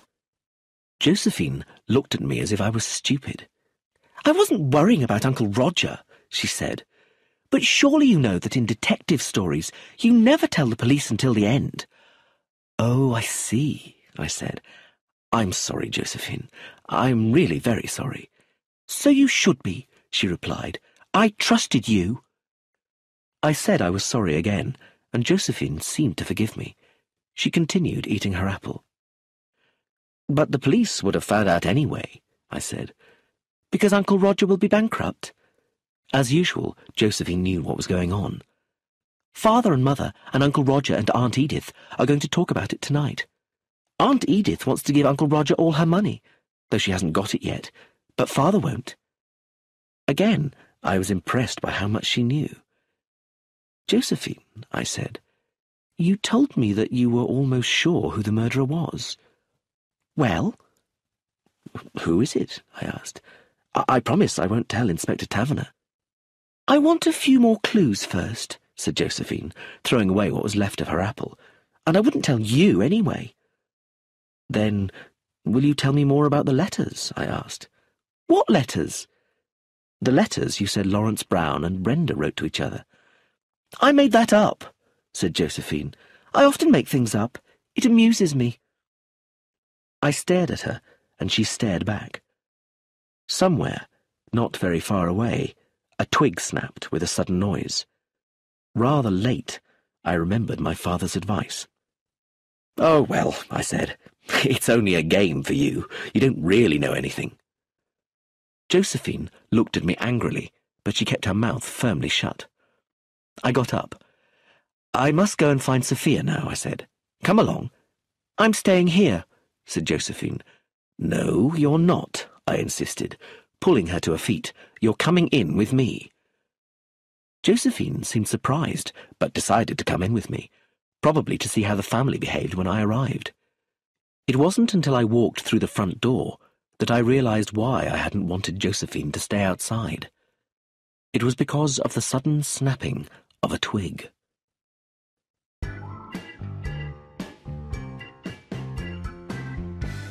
Chapter 14. I heard voices coming from the big drawing room, but I didn't go in. Instead, I walked down the corridor towards the kitchen and pushed open the door. There, I found Nanny, a large, cheerful old woman. I knew she had worked for the family for many years, looking after the children. "It's Mr. Charles, isn't it?" she said. "Come in and have a cup of tea." I sat down in the big, comfortable kitchen, and Nanny brought me a cup of tea and 2 sweet biscuits. I felt like a small child again. I felt that I was safe, and that everything was all right because Nanny was there. "Miss Sophia will be glad you're here," said Nanny. "She's been getting rather overexcited." At that moment, the door opened with a rush, and Sophia came in. "Oh, Charles," she said. "Oh, Nanny, I'm so glad he's here." "I know you are, dear." Nanny smiled to herself and went into the room next door and shut the door behind her. I put my arms round Sophia. "Dearest," I said, "you're shaking. What's the matter?" "I'm frightened, Charles," said Sophia. "I'm frightened. Someone in this house, someone I see and speak to every day, is a murderer. If only I knew who it was." I didn't know what to say. I wished I could take her home with me, away from this house. "And the worst thing is," she whispered, "is that we may never know." I knew she was right, and that we might never know who poisoned Aristide Leonides. And then I remembered something I'd wanted to ask her. "Tell me, Sophia," I said, "how many people in this house knew about your grandfather's Esserine eye drops, and that they were poisonous if injected?" "That doesn't help, Charles," she said, "because we all knew. We were all with Grandfather one day after lunch when Brenda put the Esserine drops in each of his eyes. Josephine asked why it said not to be taken on the bottle of eye drops, and Grandfather smiled and said, 'If Brenda made a mistake and injected me with eye drops instead of insulin, I would probably stop breathing and die because my heart isn't very strong.' Josephine said, 'Ooh.' We were all listening. We all heard him say it." So Aristide Leonides had actually told the murderer exactly how to kill him. I took a deep breath. Sophia seemed to know what I was thinking and said, "Yes, it's rather horrible, isn't it?" Just then, Nanny came back into the kitchen.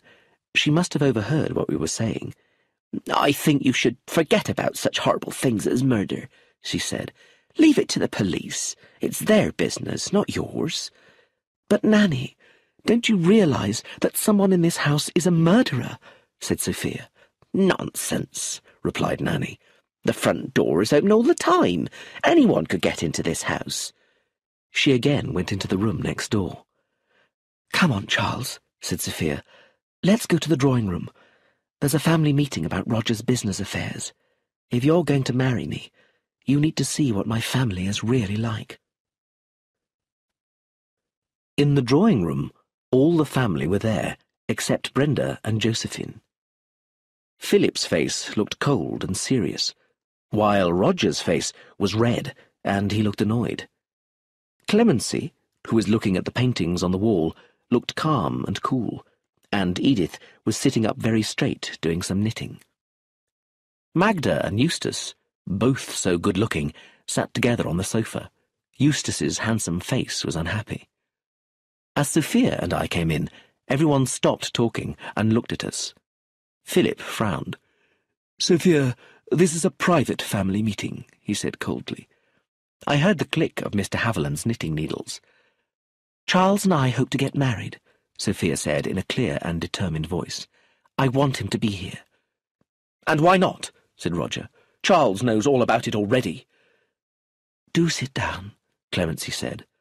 I looked at her thankfully as I found myself a chair. The family meeting continued. "I think we should do what Aristide wanted," said Mr. Haviland.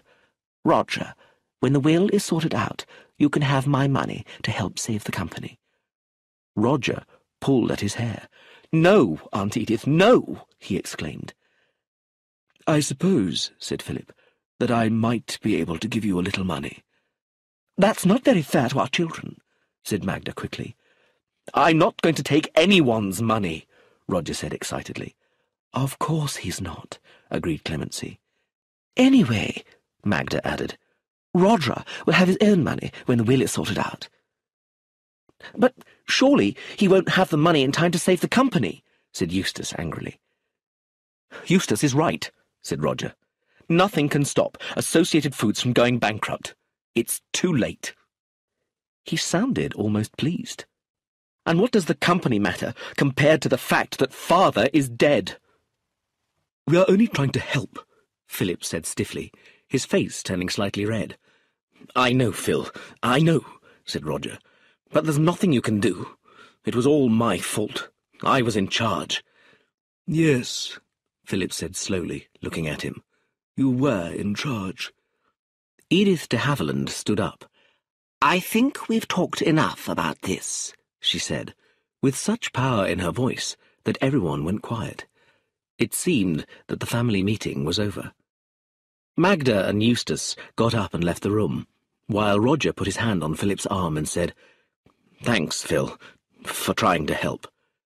The brothers went out together, followed by Sophia, who said that she would get my room ready, as I was staying the night.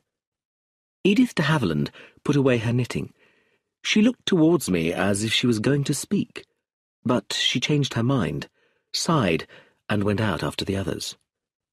I was left alone with Clemency, who was looking out of the window, and went to stand beside her. "I'm glad that's over," she said. "Magda arranged it all, just like a play. Act 2, the family meeting. There was nothing really to discuss." She sounded pleased about it rather than sad. "Don't you understand?" she asked. "We're free, at last. Roger has been unhappy for years. He was never any good at business, and it broke his heart because he failed his father. Roger loved his father a great deal. They all did." Clemency turned to look at me. "It's ridiculous to think that Roger would have killed his father, especially for money. Roger was actually glad when he knew the company would go bankrupt. He was looking forward to our new life." "Where were you going?" I asked. "To Barbados," she replied. "A cousin of mine died recently and left me a small house and some land. We'll be very poor, but we'll be together, away from all Roger's family. And I don't mind not having much money. I don't like money. I was happy with my first husband when we were poor, and I didn't love him like I love Roger." She closed her eyes and smiled to herself. I could tell how strong her feelings were, and I was sure that Clemency meant what she said. She wasn't interested in money or living in luxury. "Are you still going to Barbados?" I asked. "Oh, yes, as soon as the police will let us. When everything has been sorted out, we can leave. I hope it doesn't take too long." "Clemency," I said, "do you have any idea who did this? Any idea at all?" She gave me a strange look, and when she spoke, her voice sounded stiff and awkward. "I'm a scientist. I deal with facts, not guesses. All I can say is that Brenda and Lawrence are the obvious suspects." "So you think they did it?" Clemency shrugged her shoulders and stood for a moment as if she was listening. Then she went out of the room, passing Edith de Havilland on the way. Edith came straight over to me. "I want to talk to you," she said, "about Philip. I hope you didn't get the wrong idea about him. Philip is rather difficult to understand. He may seem cold, but he isn't really." "I didn't really think," I began. She didn't let me speak. "Philip is really a dear, when you understand him. You see, Aristide loved all his children dearly, but Roger, the oldest, was his true favourite. And I think Philip felt it, and though he always hides his feelings, he suffered, as children do. He's always been jealous of Roger, even if he doesn't realise it himself." "So do you think that Philip is secretly pleased that Roger's company has failed?" "Yes," said Mr. Haviland. "I do think that, and it upset me that Philip didn't want to help Roger straight away." "Why should he?" I said. "Roger is a grown man with no children to think about. If he was ill or very poor, his family would help. But I'm sure Roger would prefer to start a new life without their help." "Yes, I'm sure he would," said Mr. Haviland, "and so would Clemency." She looked at me. "I realise that this is all very difficult for Sophia," she continued. "I'm sorry that she has so much to deal with when she is still so young. I love them all, you know, Roger and Philip, and now Sophia, Eustace and Josephine. I love all my sister's children and grandchildren." She paused for a few moments. "Yes, I love them dearly, but not too much," she added, before turning abruptly and going out of the room. I had the feeling that her last remark was important, but I did not understand it.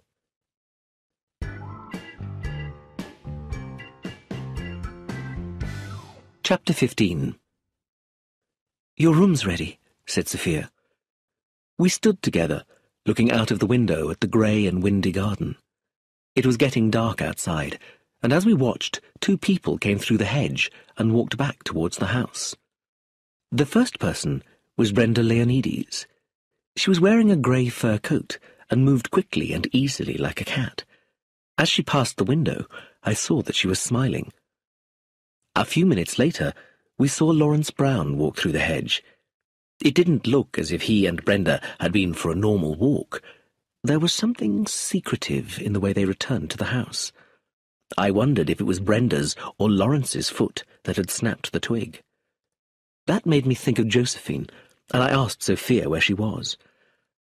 "She's probably with Eustace in the schoolroom," Sophia replied. "I'm worried about Eustace." "Why?" She frowned. "He's behaving so strangely lately, since he's been ill. I don't know what he's thinking. Sometimes he seems to hate us all." "He'll probably change as he gets older. It's just a temporary thing." "Yes, I suppose so," said Sophia. "But I do worry, perhaps because Mother and Father don't.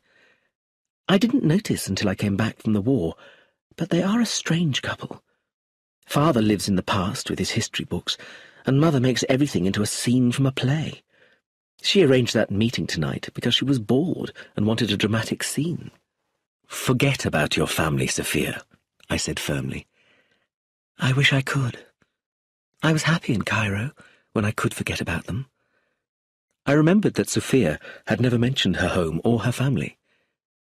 "Is that why you never talked about them?" I asked. "Because you wanted to forget them?" "I think so. We're all too fond of each other, and we all live too closely together, all together in a little crooked house. We haven't grown up separately and become independent. We're all tangled together and have grown up crooked." I remembered Edith de Havilland grinding the weed under her foot, just as Sophia added, "like bindweed."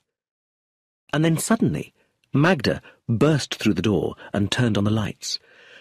"What an incredible scene that was," she said. Eustace was so annoyed, and I love it when Roger gets angry and pulls his hair. And Edith really meant it when she offered Roger her money. She'd do anything for this family. It must have been hard for her after her sister died, I remarked, especially because she disliked old Leonides so much. Disliked him? Interrupted Magda. Who told you that? Nonsense. She was in love with him. Mother, said Sophia. But she herself told me, I argued, that she always disliked him. She probably did when she first came here, said Magda. She was angry with her sister for marrying him, but she was definitely in love with him. I know I'm right. Edith didn't like it when he married Brenda. She didn't like it at all. You and Father didn't like it either, said Sophia. No, of course we didn't, said Magda, but Edith hated it most. I've seen the way she looks at Brenda. Then she added, on a completely different subject, I've decided to send Josephine to school in Switzerland. It's not good for her to be here at the moment. I'm going to arrange it tomorrow. Grandfather didn't want Josephine to go to school, said Sophia slowly. Darling old grandfather liked us all to live together, but I think that Josephine should be with other children. Switzerland is such a healthy place. It will be good for her. Magda stood up, smiled, and went towards the door. Children must come first, she said as she went out. It was a lovely exit line. Sophia sighed. Mother is annoying when she gets a sudden idea. Why should Josephine be sent away to Switzerland in such a hurry? It might be good for Josephine to go to school, I said. Grandfather didn't think so, argued Sophia. I was slightly irritated. Did such an old man really know what was best for Josephine? I asked. He did know best, insisted Sophia, though I admit that Josephine is rather difficult. She likes to sneak around and spy on people, but only because she's playing at being a detective. I thought about how Josephine seemed to know everything that happened in the house. Perhaps Magda had another reason for suddenly sending Josephine to school. Switzerland was a long way away.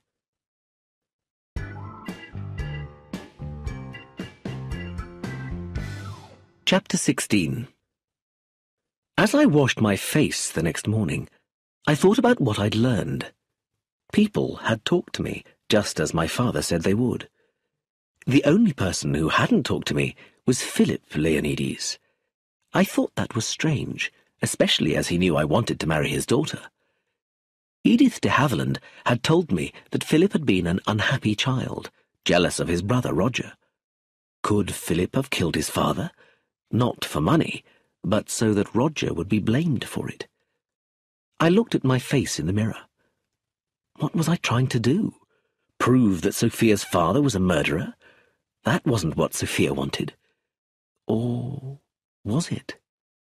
Did Sophia herself suspect her father, and was she bravely trying to find out the truth?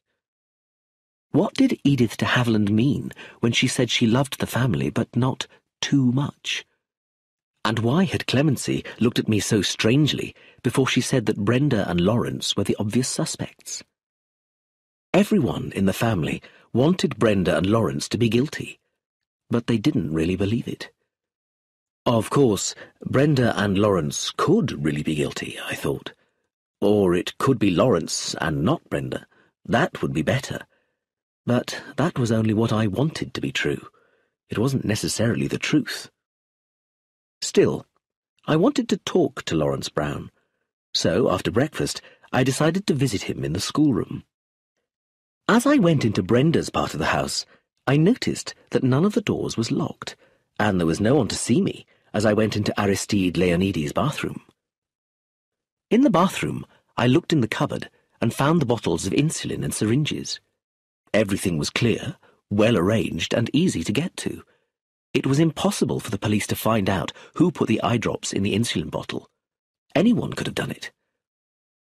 As I went through the house, I didn't see anyone else, though I heard Edith de Havilland talking on the telephone.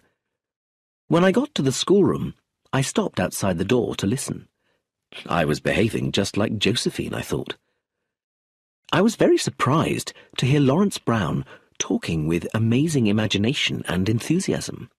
He was an excellent teacher, and although I didn't hear Josephine say much, when Eustace spoke, he showed that he was both interested and intelligent. After a while, the lesson ended, and Eustace and Josephine came out. They looked surprised to see me, but while Eustace waited politely, Josephine went past me uninterested. I told Eustace I just wanted to see the schoolroom, and he opened the door for me. Lawrence Brown looked up, and then quickly left the room. "You frightened him," said Eustace. "Do you like him?" I asked. "Oh, he's all right. He knows a lot, and he's a good teacher. He makes you see things differently." We talked for a while about history and poetry. Eustace, though he seemed to be bad-tempered, was an interesting person to talk to. I soon realized that he was bad-tempered because of his illness, which had been frightening and difficult for him. Before his illness, he had been enjoying his life and his time at school. "I wish I was well enough to go back to school," he told me. "I was going to be in the football team. I hate staying home and having lessons with Josephine. She's only 12. I said that Josephine was quite an intelligent girl for her age. "I don't think so," said her brother arrogantly. "She's pretending to be a detective at the moment, sneaking around and writing things down in a little black book. It's just silly. Mother is quite right to send her to school." "Won't you miss her?" I asked. "Miss Josephine? Of course not," said Eustace. "She's only a kid. Really, all my family are impossible to live with. Mother's always making a big drama about nothing, and Father's shut away with his books." I remembered how sensitive and embarrassed about my family I had been when I was 16. "What about your grandfather?" I said. "Do you miss him?" A curious expression showed on Eustace's face. "All Grandfather thought about was how to make money," he said. "He was too old to enjoy his life properly. It was time for him to die. Eustace stopped as Lawrence Brown came back into the schoolroom. "Please be back here at 11, Eustace," said Lawrence. "We've wasted too much time in the last few days." "Okay, sir." Eustace went out, leaving me alone with his teacher. Lawrence Brown was looking at me nervously. "How are other police getting on?" he asked. His nose twitched, reminding me of a mouse in a trap. "Are they going to arrest anyone soon?" "I don't know," I replied. Lawrence became even more nervous. "You don't know what it's like," he said quickly. "Not knowing what the police really want. They keep asking strange questions." I let him keep talking. "What Chief Inspector Taverner suggested about Brenda Leonides and me," he continued. "It's just not true. The family has never liked me." His hands began to shake. "They are rich and powerful, and I'm only a teacher. I didn't fight in the war. I knew I couldn't kill anyone. Everyone's always laughed at me. I always do things wrong. Everyone's against me. Whoever killed Mr. Leonides arranged it so that I would be suspected." "What about Brenda Leonides?" I asked. Lawrence's face reddened, and he suddenly behaved less like a mouse and more like a man. "Brenda Leonides is an angel," he said firmly. "She is sweet and kind and would never poison anyone. The police are ridiculous if they suspect her." He went over to a bookcase and began sorting the books. I didn't think he was going to say any more, so I left him alone. As I was walking along the corridor, a door on my left opened, and Josephine suddenly appeared in front of me. Her face and hands were very dirty, and there was a spider's web in her hair. "Where have you been, Josephine?" Through the half-open door, I could see steps leading up to a small attic. Josephine replied briefly, "Up in the attic? Detecting?"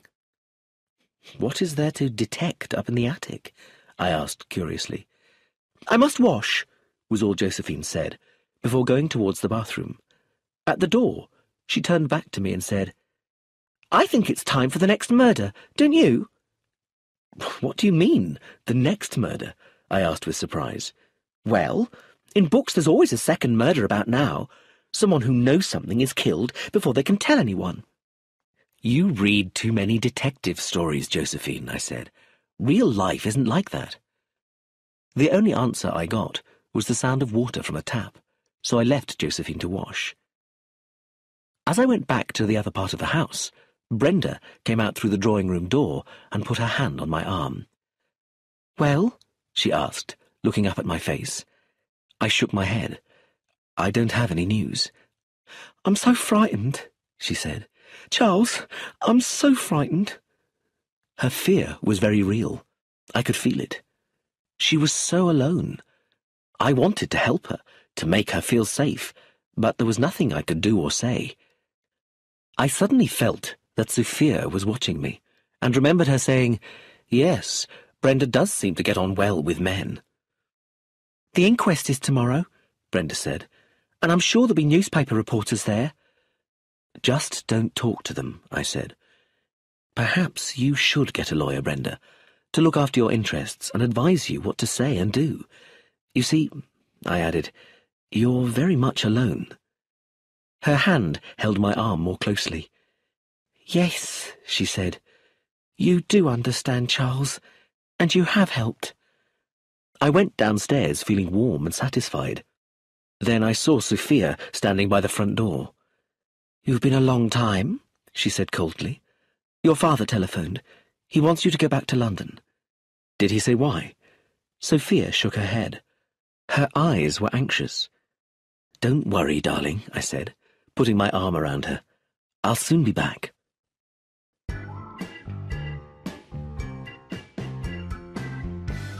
Chapter 17. When I arrived at his office at Scotland Yard, I found my father talking to Chief Inspector Taverner and Mr. Gateskill, the lawyer, who seemed a little upset. "Oh, hello, Charles," said my father as I came in. "Something rather surprising has happened." "Surprising?" exclaimed Mr. Gateskill. "This morning," continued my father, "Mr. Gateskill received a letter from someone called Mr. Agrodopoulos, who is an old friend of Aristide Leonides. In with the letter was Aristide Leonides' will.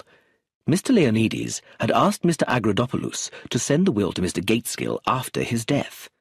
"I have been Mr. Leonides' lawyer for over 40 years, said Mr. Gateskill.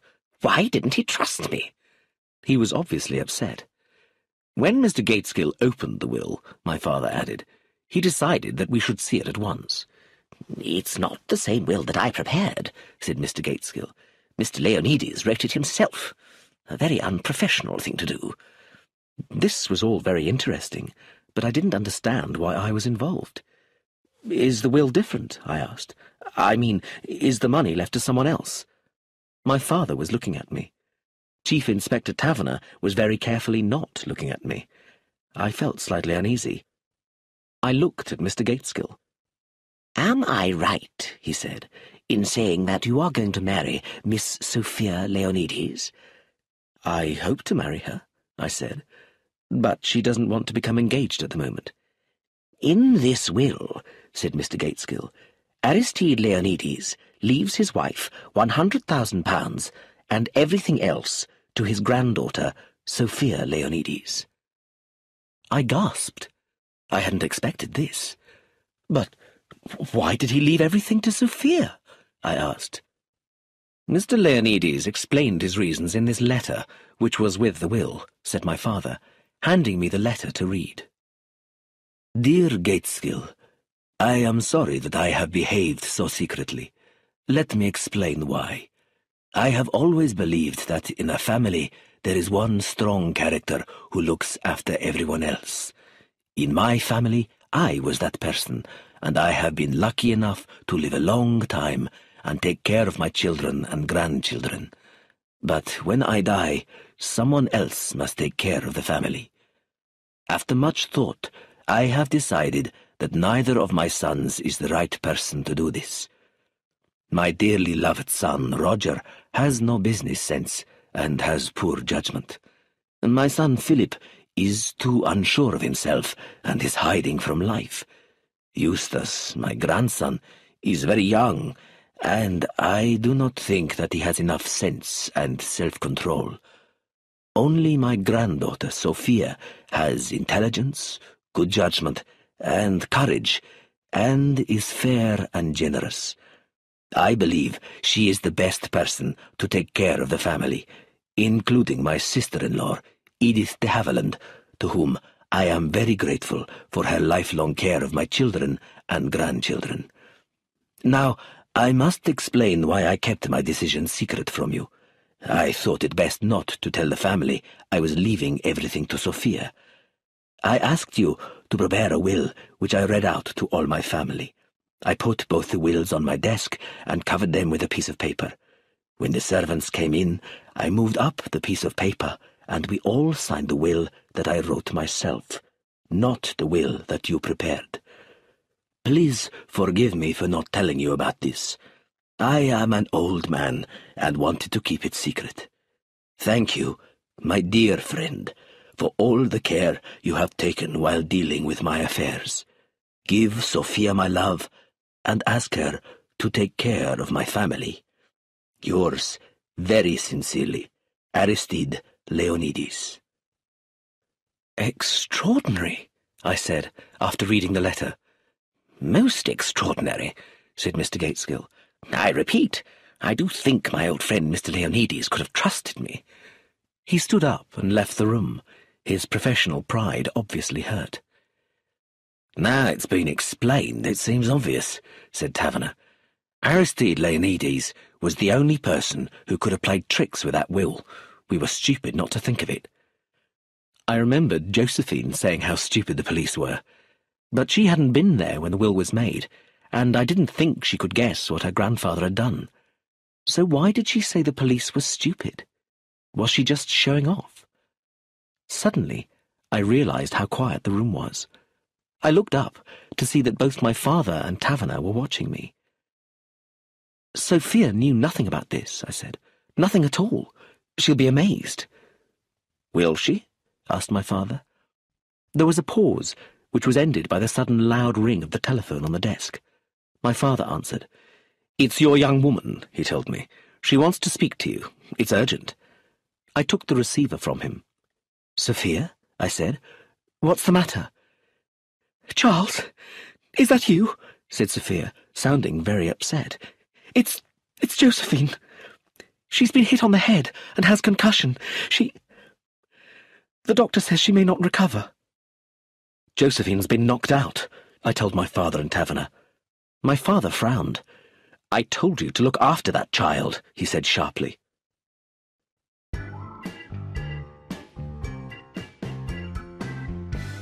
Chapter 18. Taverner and I were immediately driven to Swinley Dean in a fast police car.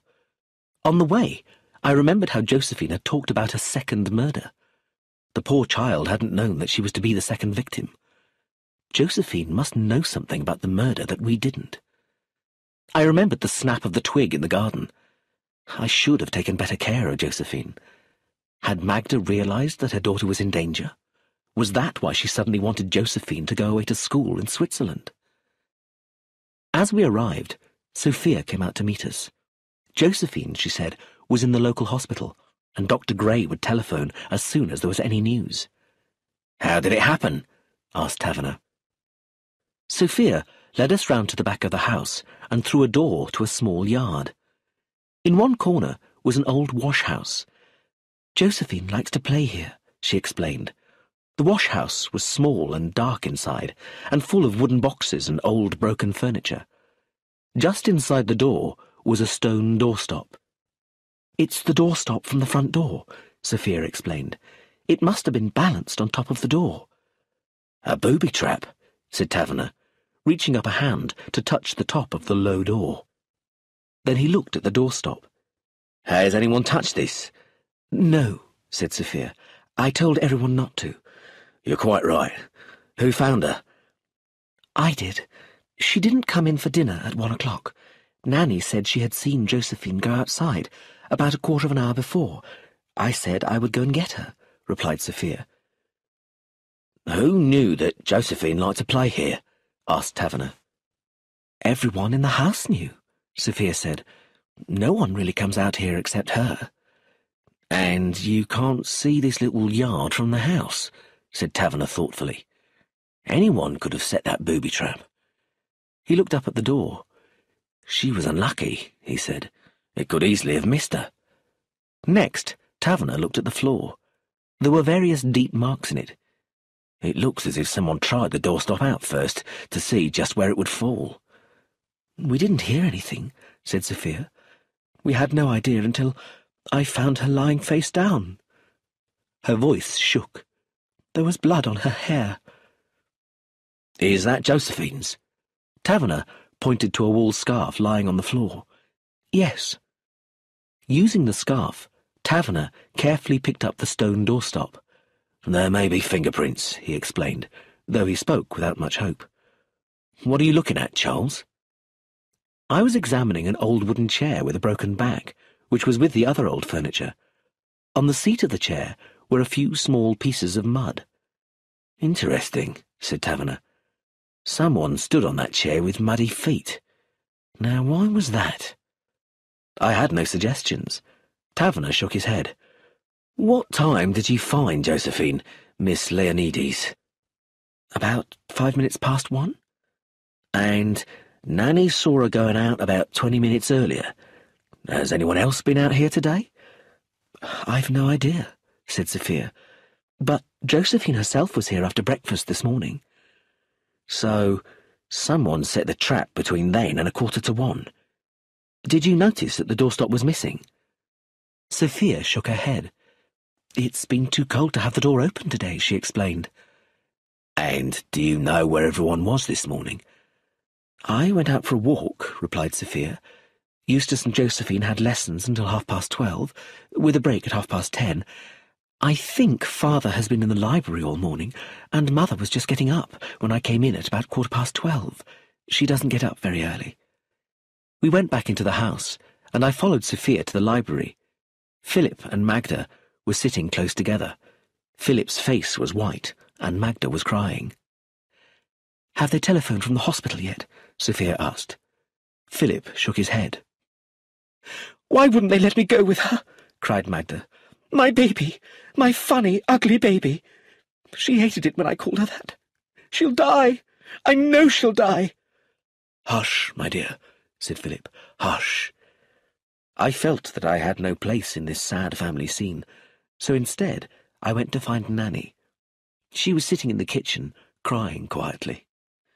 This is all because of me, Mr. Charles, because of the awful things I've been thinking. I didn't understand what she meant. There's wickedness in this house, Nanny continued. I didn't want to see it or believe it, but somebody killed Mr. Leonides, and the same somebody has tried to kill Josephine. But why should anyone try to kill Josephine? I asked. You know what she's like, Mr. Charles, Nanny said. She always wants to know things and find out things. You see, she was always a very ordinary little girl, not good-looking like her brother and sister. Her mother sometimes ignored her and said she was ugly. Josephine hated that, and it had a bad effect on her. She started sneaking around and spying on people, but that isn't safe when there's a poisoner about. I murmured in agreement, and then I remembered something. Do you know where Josephine kept her little black book, where she wrote things down? I asked Nanny. I've no idea, Mr. Charles. It wasn't with her when she was found. Had someone taken Josephine's notebook, or had she hidden it in her own room? I thought I would go and look. I went upstairs and stopped. I didn't know where Josephine's room was, but then I heard Taverner calling me. Come in here, he said. I'm in the girls' room. It's a real mess. The small room was indeed a mess. Drawers had been pulled out, and their contents thrown on the floor. Everything had been pulled off the small bed. The chairs had been turned upside down, and the pictures taken down from the wall. Someone had been looking for something. Did anyone hear or see anything? I asked. It seems not, said Taverner. I've checked, and anyone in the house could have done this, and set the booby trap. It could have been Philip, Magda, Nanny, or your girl, Sophia. Brenda was alone all morning. Lawrence Brown and Eustace had a half-hour break from lessons, and Mr. Haviland was in the garden alone. Roger was in his study, and even Clemency didn't go to work today. I've no idea who it was, or what they were looking for. I suddenly remembered where I had seen Josephine last. "Wait," I said, and ran out of the room and up the stairs to the attic where Josephine had been detecting. It was dark, and the ceilings were low, but it was a good place to hide things, I thought, as I started to search properly. Indeed, it didn't take me long to find a packet of letters wrapped in brown paper. I read the first letter. "Oh, Lawrence, my darling, my dear love, I'm sure everything will be all right. Aristide has been so good to me. I don't want him to suffer, but there can't be any pleasure in living when you're over 80. Soon we shall be together for always.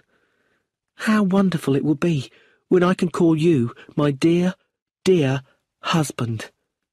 I love you, love you, love you." I grimly went downstairs and gave Taverner the letters. This might be what someone was looking for, I told him. Taverner looked through the letters and read a few lines. Then he looked up at me with a satisfied expression on his face. "So, it was them," he said quietly. "Brenda Leonides and Lawrence Brown. It was them the whole time."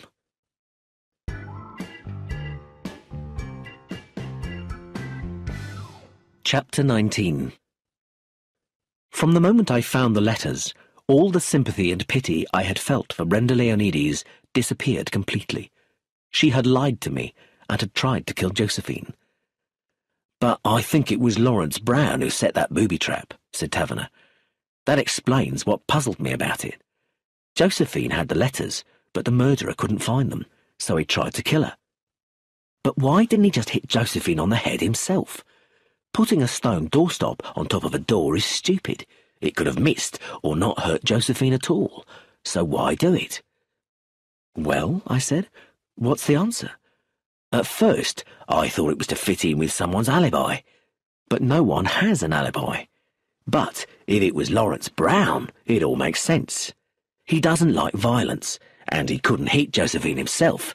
With the booby trap, he didn't have to see it happen." "Yes, I see," I said slowly. "It's just like putting the Esserine in the insulin bottle." "Exactly." "Do you think Brenda knew?" I asked. "I don't think she helped set the booby trap," said Taverner. "But I think the Esserine was her idea, even if she made Lawrence Brown do it himself. And with these letters, there's a clear case against both of them." He looked at me. "So, how does it feel to be marrying a very rich girl?" he asked. I'd forgotten about the will. "Sophia doesn't know yet," I said. "Do you want me to tell her?" "Mr. Gateskill is going to tell everyone tomorrow after the inquest," said Taverner. "I wonder what the family will say."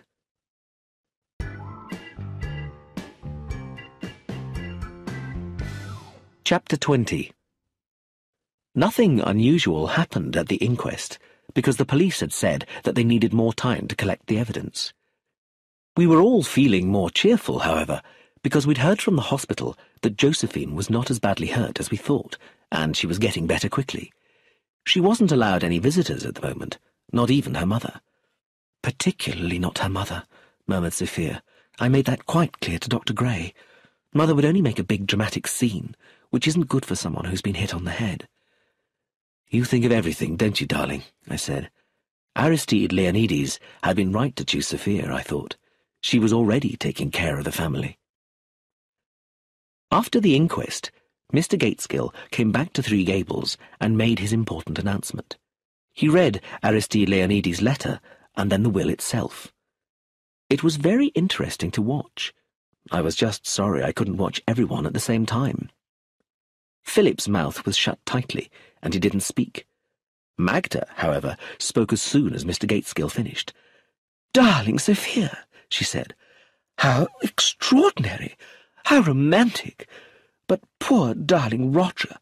Now he doesn't have the money to save the company. Sophia, you must help Roger." "No," said Clemency. "We don't want anything." Roger stepped forward clumsily.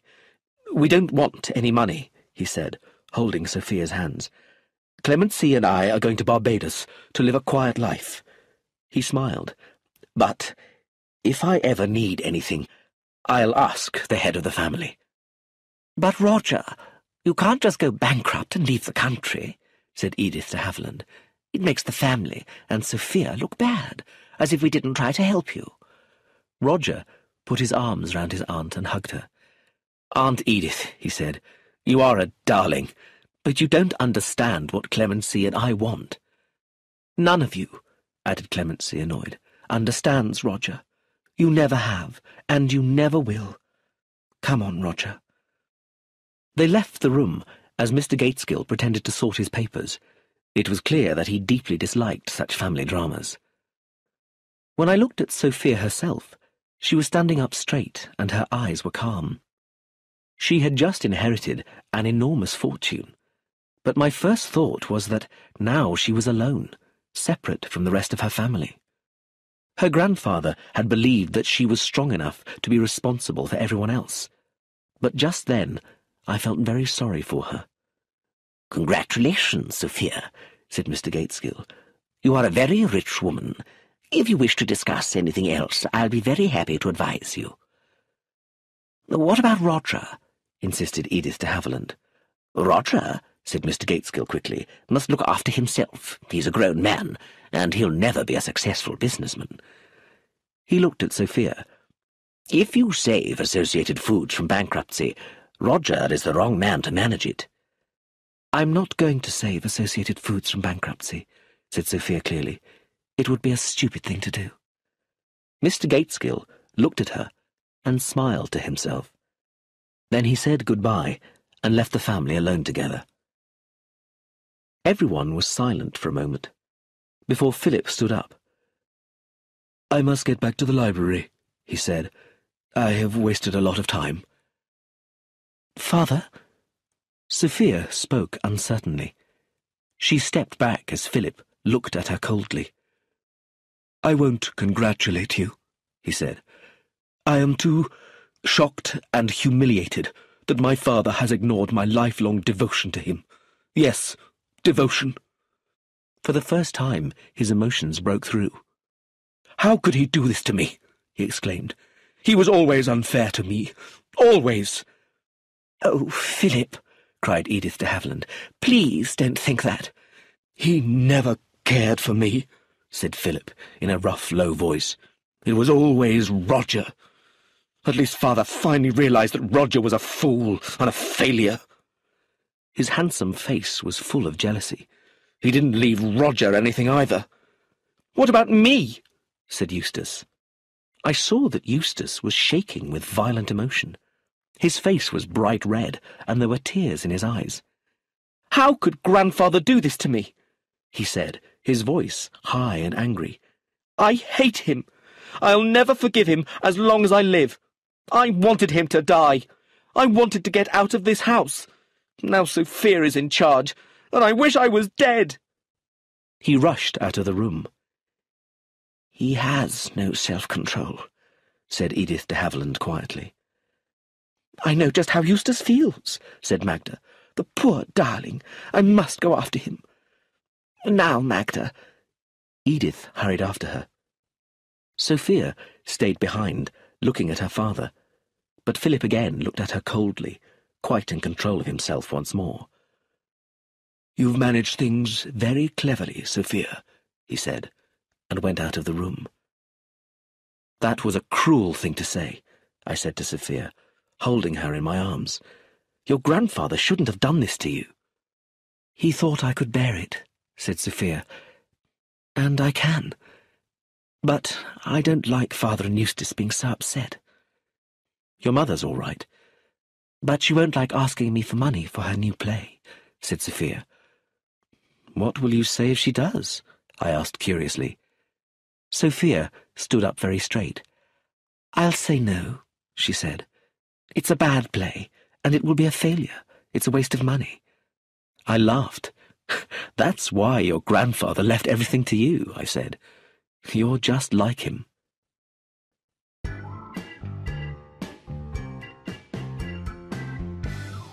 Chapter 21.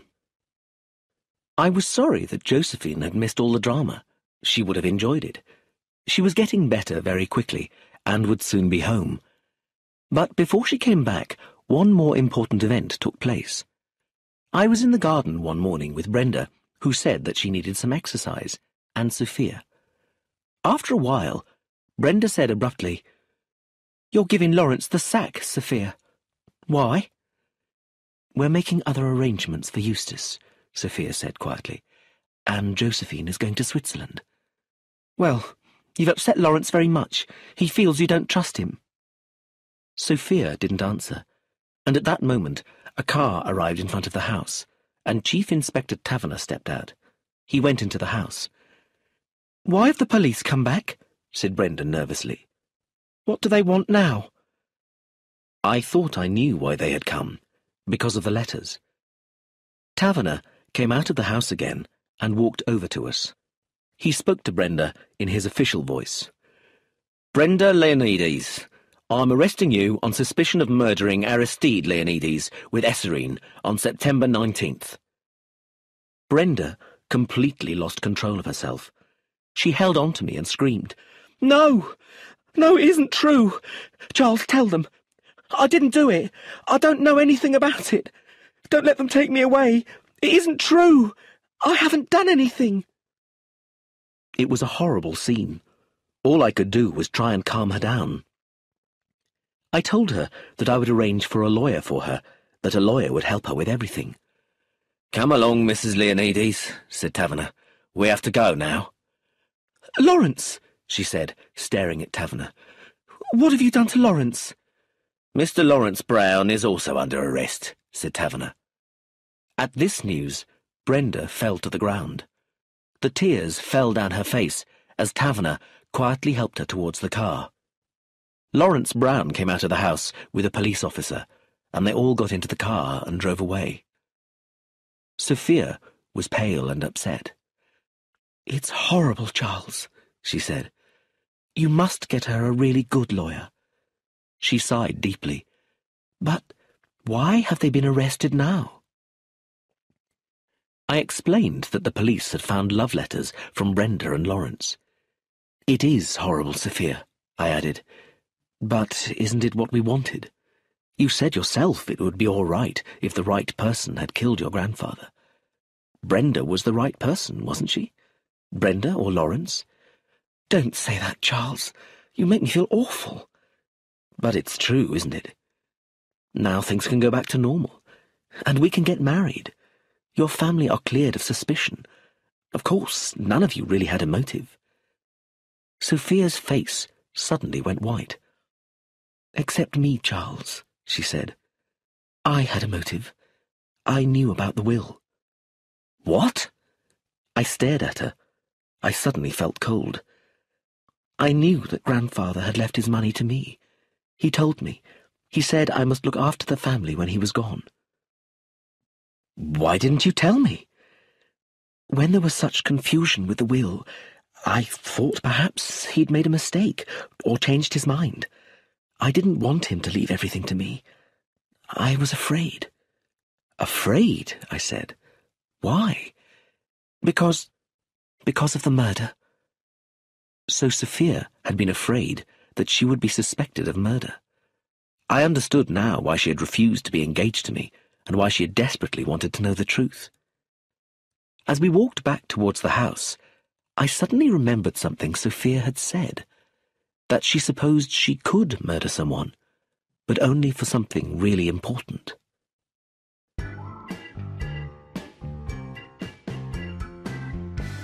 Chapter 22. Before we reached the house, we met Roger and Clemency. "Hello, you two," said Roger. "I see the police have arrested that horrible woman and her boyfriend at last. I hope they're both hanged." Clemency frowned. "Don't be so cruel, Roger," she said. "Cruel?" said Roger. "Rubbish. They poisoned a helpless old man. I loved my father, don't you understand? I loved him." "I know, Roger, I know," said Clemency. We went towards the house. Roger and Sophia walked ahead, and I walked behind with Clemency. "The police should let us leave now," she told me. "Do you want to go so soon?" I asked. "I'm desperate to go." I looked at Clemency in surprise. Don't you understand, Charles? She continued. I'm fighting for my happiness, and Roger's. I don't want Roger to stay here in England. I want him to come away with me. I want him all to myself, right away from his family. I hadn't realized how desperately Clemency loved Roger. I remembered what Edith de Havilland had said, that she loved her family, but not too much. Had Edith been thinking of Clemency? A car drove up to the front door, and Josephine and Magda got out. Apart from the bandage round her head, Josephine looked very well. I want to look at the fish in the lake, she said. Darling, said Magda, come in and lie down for a while first. I'll get you some soup. I don't want to lie down, said Josephine, and I hate soup. I'm quite all right. Magda looked doubtful. I knew that Josephine had been kept safely in hospital until Brenda and Lawrence had been arrested. I'll look after her, I said to Magda, as Josephine went to see the fish. When we got there, I asked Josephine if she wanted to hear about what had happened. Do you know that your grandfather left all his money to Sophia? Mother told me, Josephine said, sounding bored. Anyway, I knew already. I heard Grandfather tell Sophia. Were you listening at the door again? Yes, I like listening, said Josephine. I heard what Grandfather said about me. Nanny doesn't like it when I listen. I changed the subject to something I thought would excite her. Chief Inspector Taverner has arrested Brenda and Lawrence. Yes, I know, she said, still bored. How can you know? It's only just happened. We passed their car on the road, she said. Brenda and Lawrence were inside, so of course I knew they'd been arrested. I'm sorry, I said, but I had to tell the police about the letters. I found them in the attic. You could have told them yourself if you hadn't been knocked out. Josephine touched her head carefully. I could have been killed, she said, sounding pleased. I told you it was time for the second murder. It was stupid to hide those letters in the attic. I knew Lawrence had hidden something there when I saw him coming out of the attic. But I thought... I stopped as we heard Edith de Havilland's voice calling, Josephine! Josephine! Come here at once! Josephine sighed. It's Aunt Edith, so I have to go. She ran across the garden, and I followed more slowly. When Josephine had gone inside, I was left alone with Edith de Havilland. She looked very tired and old. I'm glad it's over, she said to me. Do you think Brenda and Lawrence will be found guilty? I don't know, I admitted. I don't know how much evidence the police have. There are love letters. Edith looked very grim. I'm not happy about this, Charles. I don't like Brenda. In fact, I dislike her very much. But I feel it's my responsibility to make sure she's treated fairly. And Lawrence? Lawrence is a man, she said. He must look after himself. But Aristide would never forgive me if... She didn't finish. Instead, she suggested that we should go in for lunch, and I explained that I was driving back to London. Will you take me with you? She asked, and not tell anyone. I was surprised, but I did as she asked. We didn't speak much on the journey. When I asked her where I should stop, she said, Harley Street. Harley Street was where all the best London doctors worked. I felt uneasy. I hope, I began, and stopped. That's why I didn't want to tell anyone, Edith said. They'll just make a fuss. I'm very sorry, I said. Don't worry, she said. I've had a very good life. She smiled. And it's not finished yet.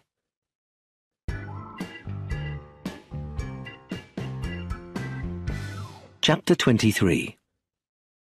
After a quick visit to my father, who was busy, I went out for a drink with Chief Inspector Taverner. Well, he said, the case is over at last. But he didn't sound very happy about it. Do you think Brenda and Lawrence will be found guilty? I asked him. It's impossible to say, he replied. There's no proof, and no definite or direct evidence against them. It's the same in a lot of murder cases. What about the letters? The letters say things like, "It won't be long now," but they never mention poison. They could argue that all they meant was that Aristide Leonidas was so old he was sure to die soon. And what do you think? Are they guilty? I asked. He looked at me with no expression on his face. I don't think anything, Charles. I've done my duty, and it's been decided to send them to trial. That's how I knew that Taverner wasn't satisfied. A few days later, I talked to my father about the case. Like Taverner, he said that there was enough evidence against Brenda and Lawrence to send them to trial. That's not what I'm talking about, I said. With your experience, do you think they're guilty? To be honest with you, Charles, I just don't know. They could be guilty, but I'm just not sure, and I wish I was. We were silent for a while before my father said, "So tell me, Charles, what do you think? Do you think that one of the Leonidas family is the real murderer?" "Yes, I do," I finally admitted, "because that's what they think themselves." "Do they?" said my father. "That's very interesting." "Only Roger is sure it's Brenda," I continued. "The others don't think so." "So, who do you think it is?" my father asked quietly. "Sophia?" "No, of course not, no." "But you're not completely sure, are you?" said my father. "Even if you won't admit it. What about the others?" "I can think of reasons, though not always good reasons, why they all could have killed Aristide Leonidas," I said. "Philip has always been very jealous of Roger, and he could have poisoned his father to make sure that Roger's company went bankrupt. I don't think Magda is involved, and although she suddenly wants Josephine to go to school in Switzerland, I think it's because she's afraid that Josephine knows something, and she would never hit Josephine on the head." "Why not, Charles?" said my father. "Don't you read the news? Mothers often dislike one or more of their children. Who else is there? What about Roger?" "I'm sure that Roger didn't kill his father, but his wife might have done it. I told him about my conversation with Clemency. And Edith," I continued. "Edith de Havilland might have done it, if she had a good reason, but I don't know why." "Would she hit the child on the head?" "No," I said slowly. "I don't believe she would. Which reminds me, Josephine said something that doesn't fit in, but I can't quite remember what it was." "You'll remember soon," said my father. "Anyone else?" "Well," I said, "it could be Eustace. He didn't like his grandfather, and he has been behaving very strangely. And he's the only one who I think could knock out Josephine if she knew something about him. And she does seem to know everything. She writes it down in a little book." I stopped. "What's the matter?" asked my father. "I've just remembered what Josephine said," I exclaimed. "We thought that Josephine's room was searched because of the letters. But Josephine told me that it was Lawrence who hid the letters in the attic. She saw him and found the letters, but left them where they were." "Well?" "That means that it wasn't the letters that someone was looking for in Josephine's room. It must have been something else. Her little black book where she writes everything down. If Josephine still has that book—" I stood up. "Then she still isn't safe," said my father. "Is that what you were going to say?" "Yes," I said. "She won't be out of danger until she leaves for Switzerland." "I think you're right about the danger," said my father. "You should go to Three Gables at once." "Is it Eustace?" I asked him desperately. "Clemency?" "I think the facts point clearly in one direction," my father said gently. "I'm surprised you don't see it yourself. I think—" At that moment, a police officer knocked on the door. "I know you asked not to be disturbed, sir, but Miss Leonidas is on the telephone. She says it's urgent." I quickly picked up the telephone and heard Sophia's voice say desperately, "Charles, it isn't over. The murderer is still here." "What's wrong, Sophia? Is it Josephine?" "It's not Josephine," said Sophia. "It's Nanny. Josephine didn't drink her cocoa and left it on a table. Nanny didn't want to waste it, so she drank it. Poor Nanny. Is she very ill? Oh, Charles, said Sophia, she's dead.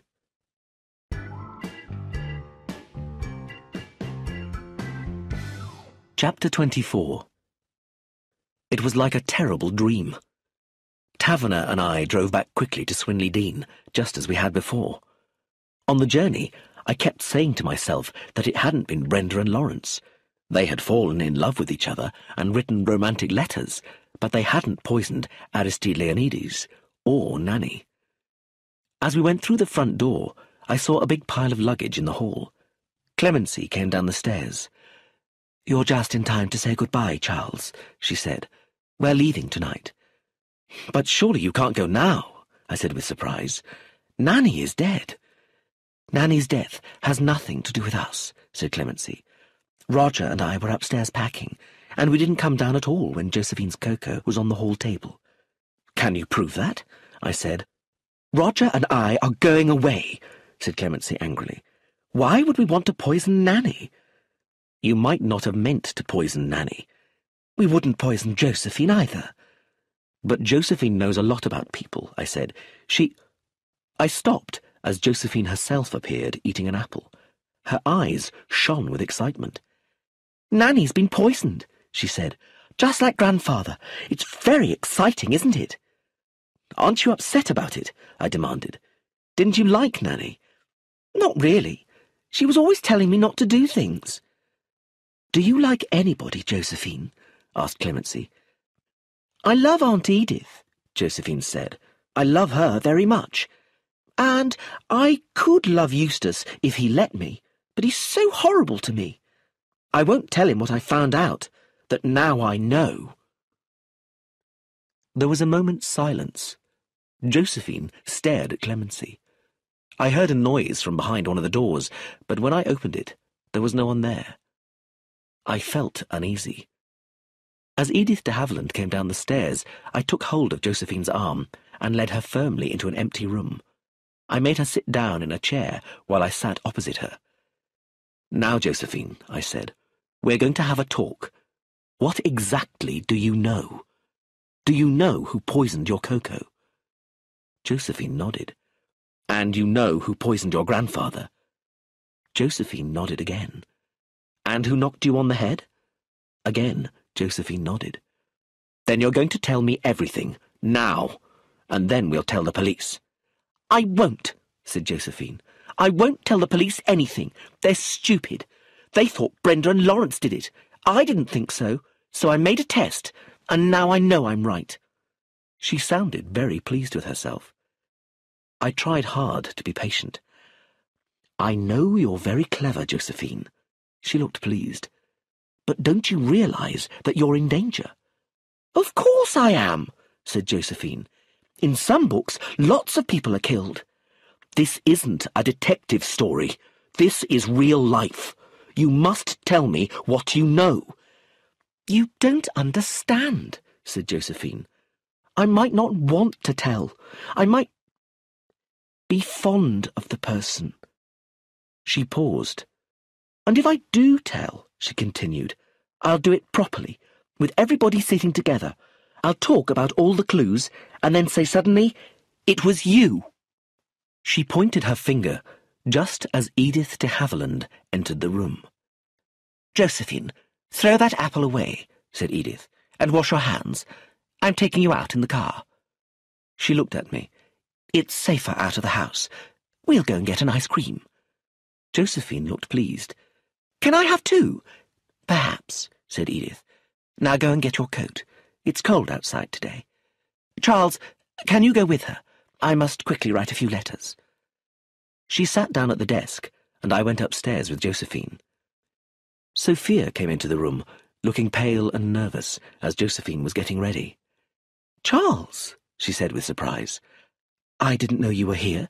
"I'm going out with Aunt Edith," said Josephine importantly. "We're going to have ice creams." Sophia frowned as we went back downstairs to find Edith, who was just putting her 2 letters into envelopes. "It's quite a nice day," said Edith. "Cold, but clear." She was silent for a moment, looking down at the letters in her hand. Then she turned and kissed Sophia. "Goodbye, dear," Edith said. "Don't worry too much.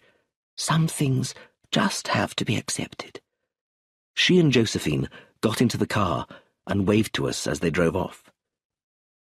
"I suppose it's better to keep Josephine away for a while," I said, "but she must tell us what she knows." "She probably doesn't know anything," Sophia said. "She's just showing off and making herself look important." "I think it's more than that," I said. "Do they know yet what poison was in the cocoa?" "They think it's Aunt Edith's heart medicine. There was a bottle full of pills, but now it's empty." "Isn't the medicine kept locked up?" "Yes," replied Sophia, "but the key is quite easy to find." "But who was it?" I said. "What do you think, Sophia?" "I don't know," she whispered. "It's like a bad dream. Come outside with me, Charles. It's safer outside. I'm afraid to stay in this house."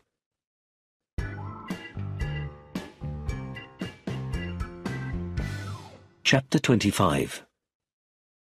We stayed outside in the garden for a long time. We didn't talk about the murders.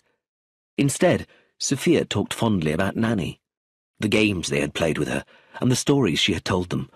I think this made Sophia feel better. I wondered what Taverner was doing. More policemen had arrived, and Nanny's body had been taken away. At last, it was almost dark. "We should go inside," said Sophia, with a shiver. "Aunt Edith and Josephine haven't come back yet. Surely they should be back by now." I felt uneasy. What had happened to them? We went inside and had tea with Magda. Philip stayed in the library. Magda didn't speak much, except to ask, "Where are Edith and Josephine? They're out very late." I felt even more uneasy, so I went to speak to Taverner. "The police will let us know if there's any news," I told Sophia, who was alone in the room when I got back. "I'm worried, Charles," she said. "Something must have happened." "It's not really late yet." "She kissed me goodbye," said Sophia, with a strange expression on her face. I didn't understand what she meant. We sat there for a while, pretending to read. It was 6:30 when Taverner opened the door, and his serious face warned us that something was wrong. "I'm sorry," he said. "I have bad news. We found Edith de Haviland's car at the bottom of the nearby stone quarry. Both people inside are dead, killed immediately." "Josephine!" Magda was standing at the door. Her voice rose as she cried, "Josephine, my baby!" Sophia put her arms round her mother. "Wait a moment," I said, as I remembered something. Edith de Haviland had not been carrying any letters when she got into the car. I ran out to the hall and found the letters on the table, half hidden behind a vase. The first letter was addressed to Chief Inspector Taverner, and I stood beside him as he read it. "When you read this letter, I expect I will be dead. I wish to accept full responsibility for the deaths of Nanny and my brother-in-law, Aristide Leonides. I swear that Brenda Leonides and Lawrence Brown are innocent. Dr. Chavas of 783 Harley Street will confirm that I have only a few more months to live. I prefer to end my life in this way and save 2 innocent people from being sent for trial for a murder they did not commit. Edith de Haviland." Sophia, too, read the letter. "Aunt Edith," she whispered. "But why Josephine? Why did she take Josephine with her?" Then, at last, I saw everything clearly. I realized that I was still holding Edith's second letter in my hand. It was addressed to me. I tore the envelope open, and Josephine's little black notebook fell out. I opened it and saw the writing on the first page. "We were wrong, Charles, weren't we?" Sophia whispered. "Aunt Edith didn't do it." "No," I said. "She didn't." "It was Josephine, wasn't it? It was Josephine." Together, we looked down at the first page in the little black notebook. Today, I killed Grandfather.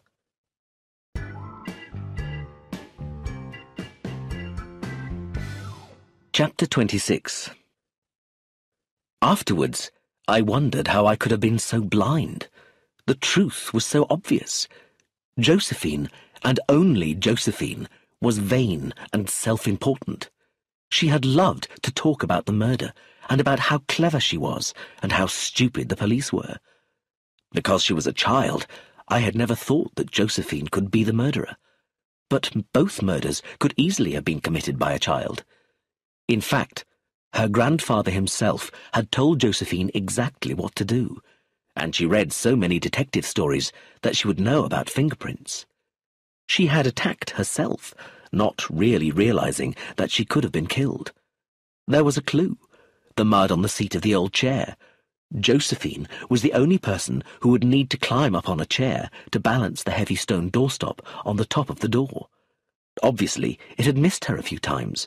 The marks in the floor showed that. But she had tried again, using her scarf so she didn't leave any fingerprints. Finally, the doorstop had hit her. We had all thought that Josephine was in danger, just as she wanted. She knew something. She had been attacked. I realized how she had carefully shown me, on purpose, where the attic was, so I found the letters, and she had made the mess in her room herself. But when she came back from hospital, Josephine was unhappy. The case was over. Brenda and Lawrence had been arrested, and she herself wasn't getting much attention. So she stole Edith de Haviland's heart medicine, poisoned her own cocoa, and left the cup on the hall table. Did she know that Nanny would drink it? Possibly. Did Nanny, with a lifetime of experience with children, suspect Josephine? And Edith? Had she suspected too, or had she known? I looked down at the letter in my hand. Dear Charles, this letter is just for you, and for Sophia, if you want to show it to her. I want someone to know the truth. I found Josephine's little notebook hidden in the garden. It confirms what I already suspected. I don't know if what I'm doing is right or wrong, but my life is nearly over, and I don't want Josephine to suffer for what she has done. If I am wrong, I hope I can be forgiven. I did it out of love. Bless you both, Edith de Haviland. I gave the letter to Sophia, and when she had read it, we opened Josephine's little black notebook. Today I killed Grandfather. As we turned to the pages, we saw Josephine's horribly childish motives for murder. Here are the important entries. Grandfather wouldn't let me do ballet dancing, so I made up my mind I would kill him. Then we should go to London to live, and Mother wouldn't mind me doing ballet. I don't want to go to Switzerland. I won't go. If Mother makes me, I will kill her too, if I can get some poison. Eustace made me very angry today. He says I am only a girl and that my detecting is silly. He wouldn't think I was silly if he knew it was me who did the murder. I like Charles, but he is rather stupid. I have not decided yet who I shall say has done the murder. Perhaps Brenda and Lawrence.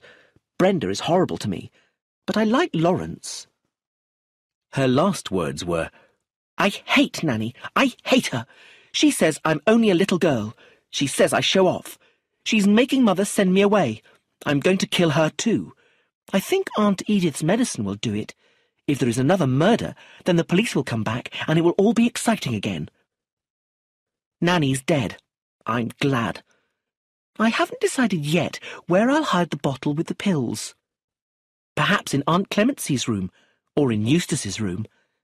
When I am dead, I shall leave this notebook behind for the Chief of Police, and they will see what a great criminal I was. I closed the book. Sophia was crying. Oh, Charles, it's so awful. She's such a monster, but I also feel so much pity for her. I felt the same. I had liked Josephine, but she had been born with something wrong with her. She was the crooked child of the little crooked house. What would have happened to her? Sophia asked me. if she had lived? I don't know, I said. Perhaps she would have been sent to a special school, or a child's prison. It's better this way, Sophia said with a shiver. But I don't like Aunt Edith taking the blame. It was her decision, I said. I don't suppose anyone will find out. Brenda and Lawrence will be free to go, and there won't be a trial. And you, Sophia, I added, holding her hands, will marry me. We'll go away together, and you won't have to think about your family for a while. You can think about me instead. Aren't you afraid to marry me, Charles?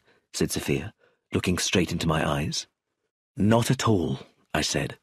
Why should I be? Poor little Josephine inherited all the worst from your families.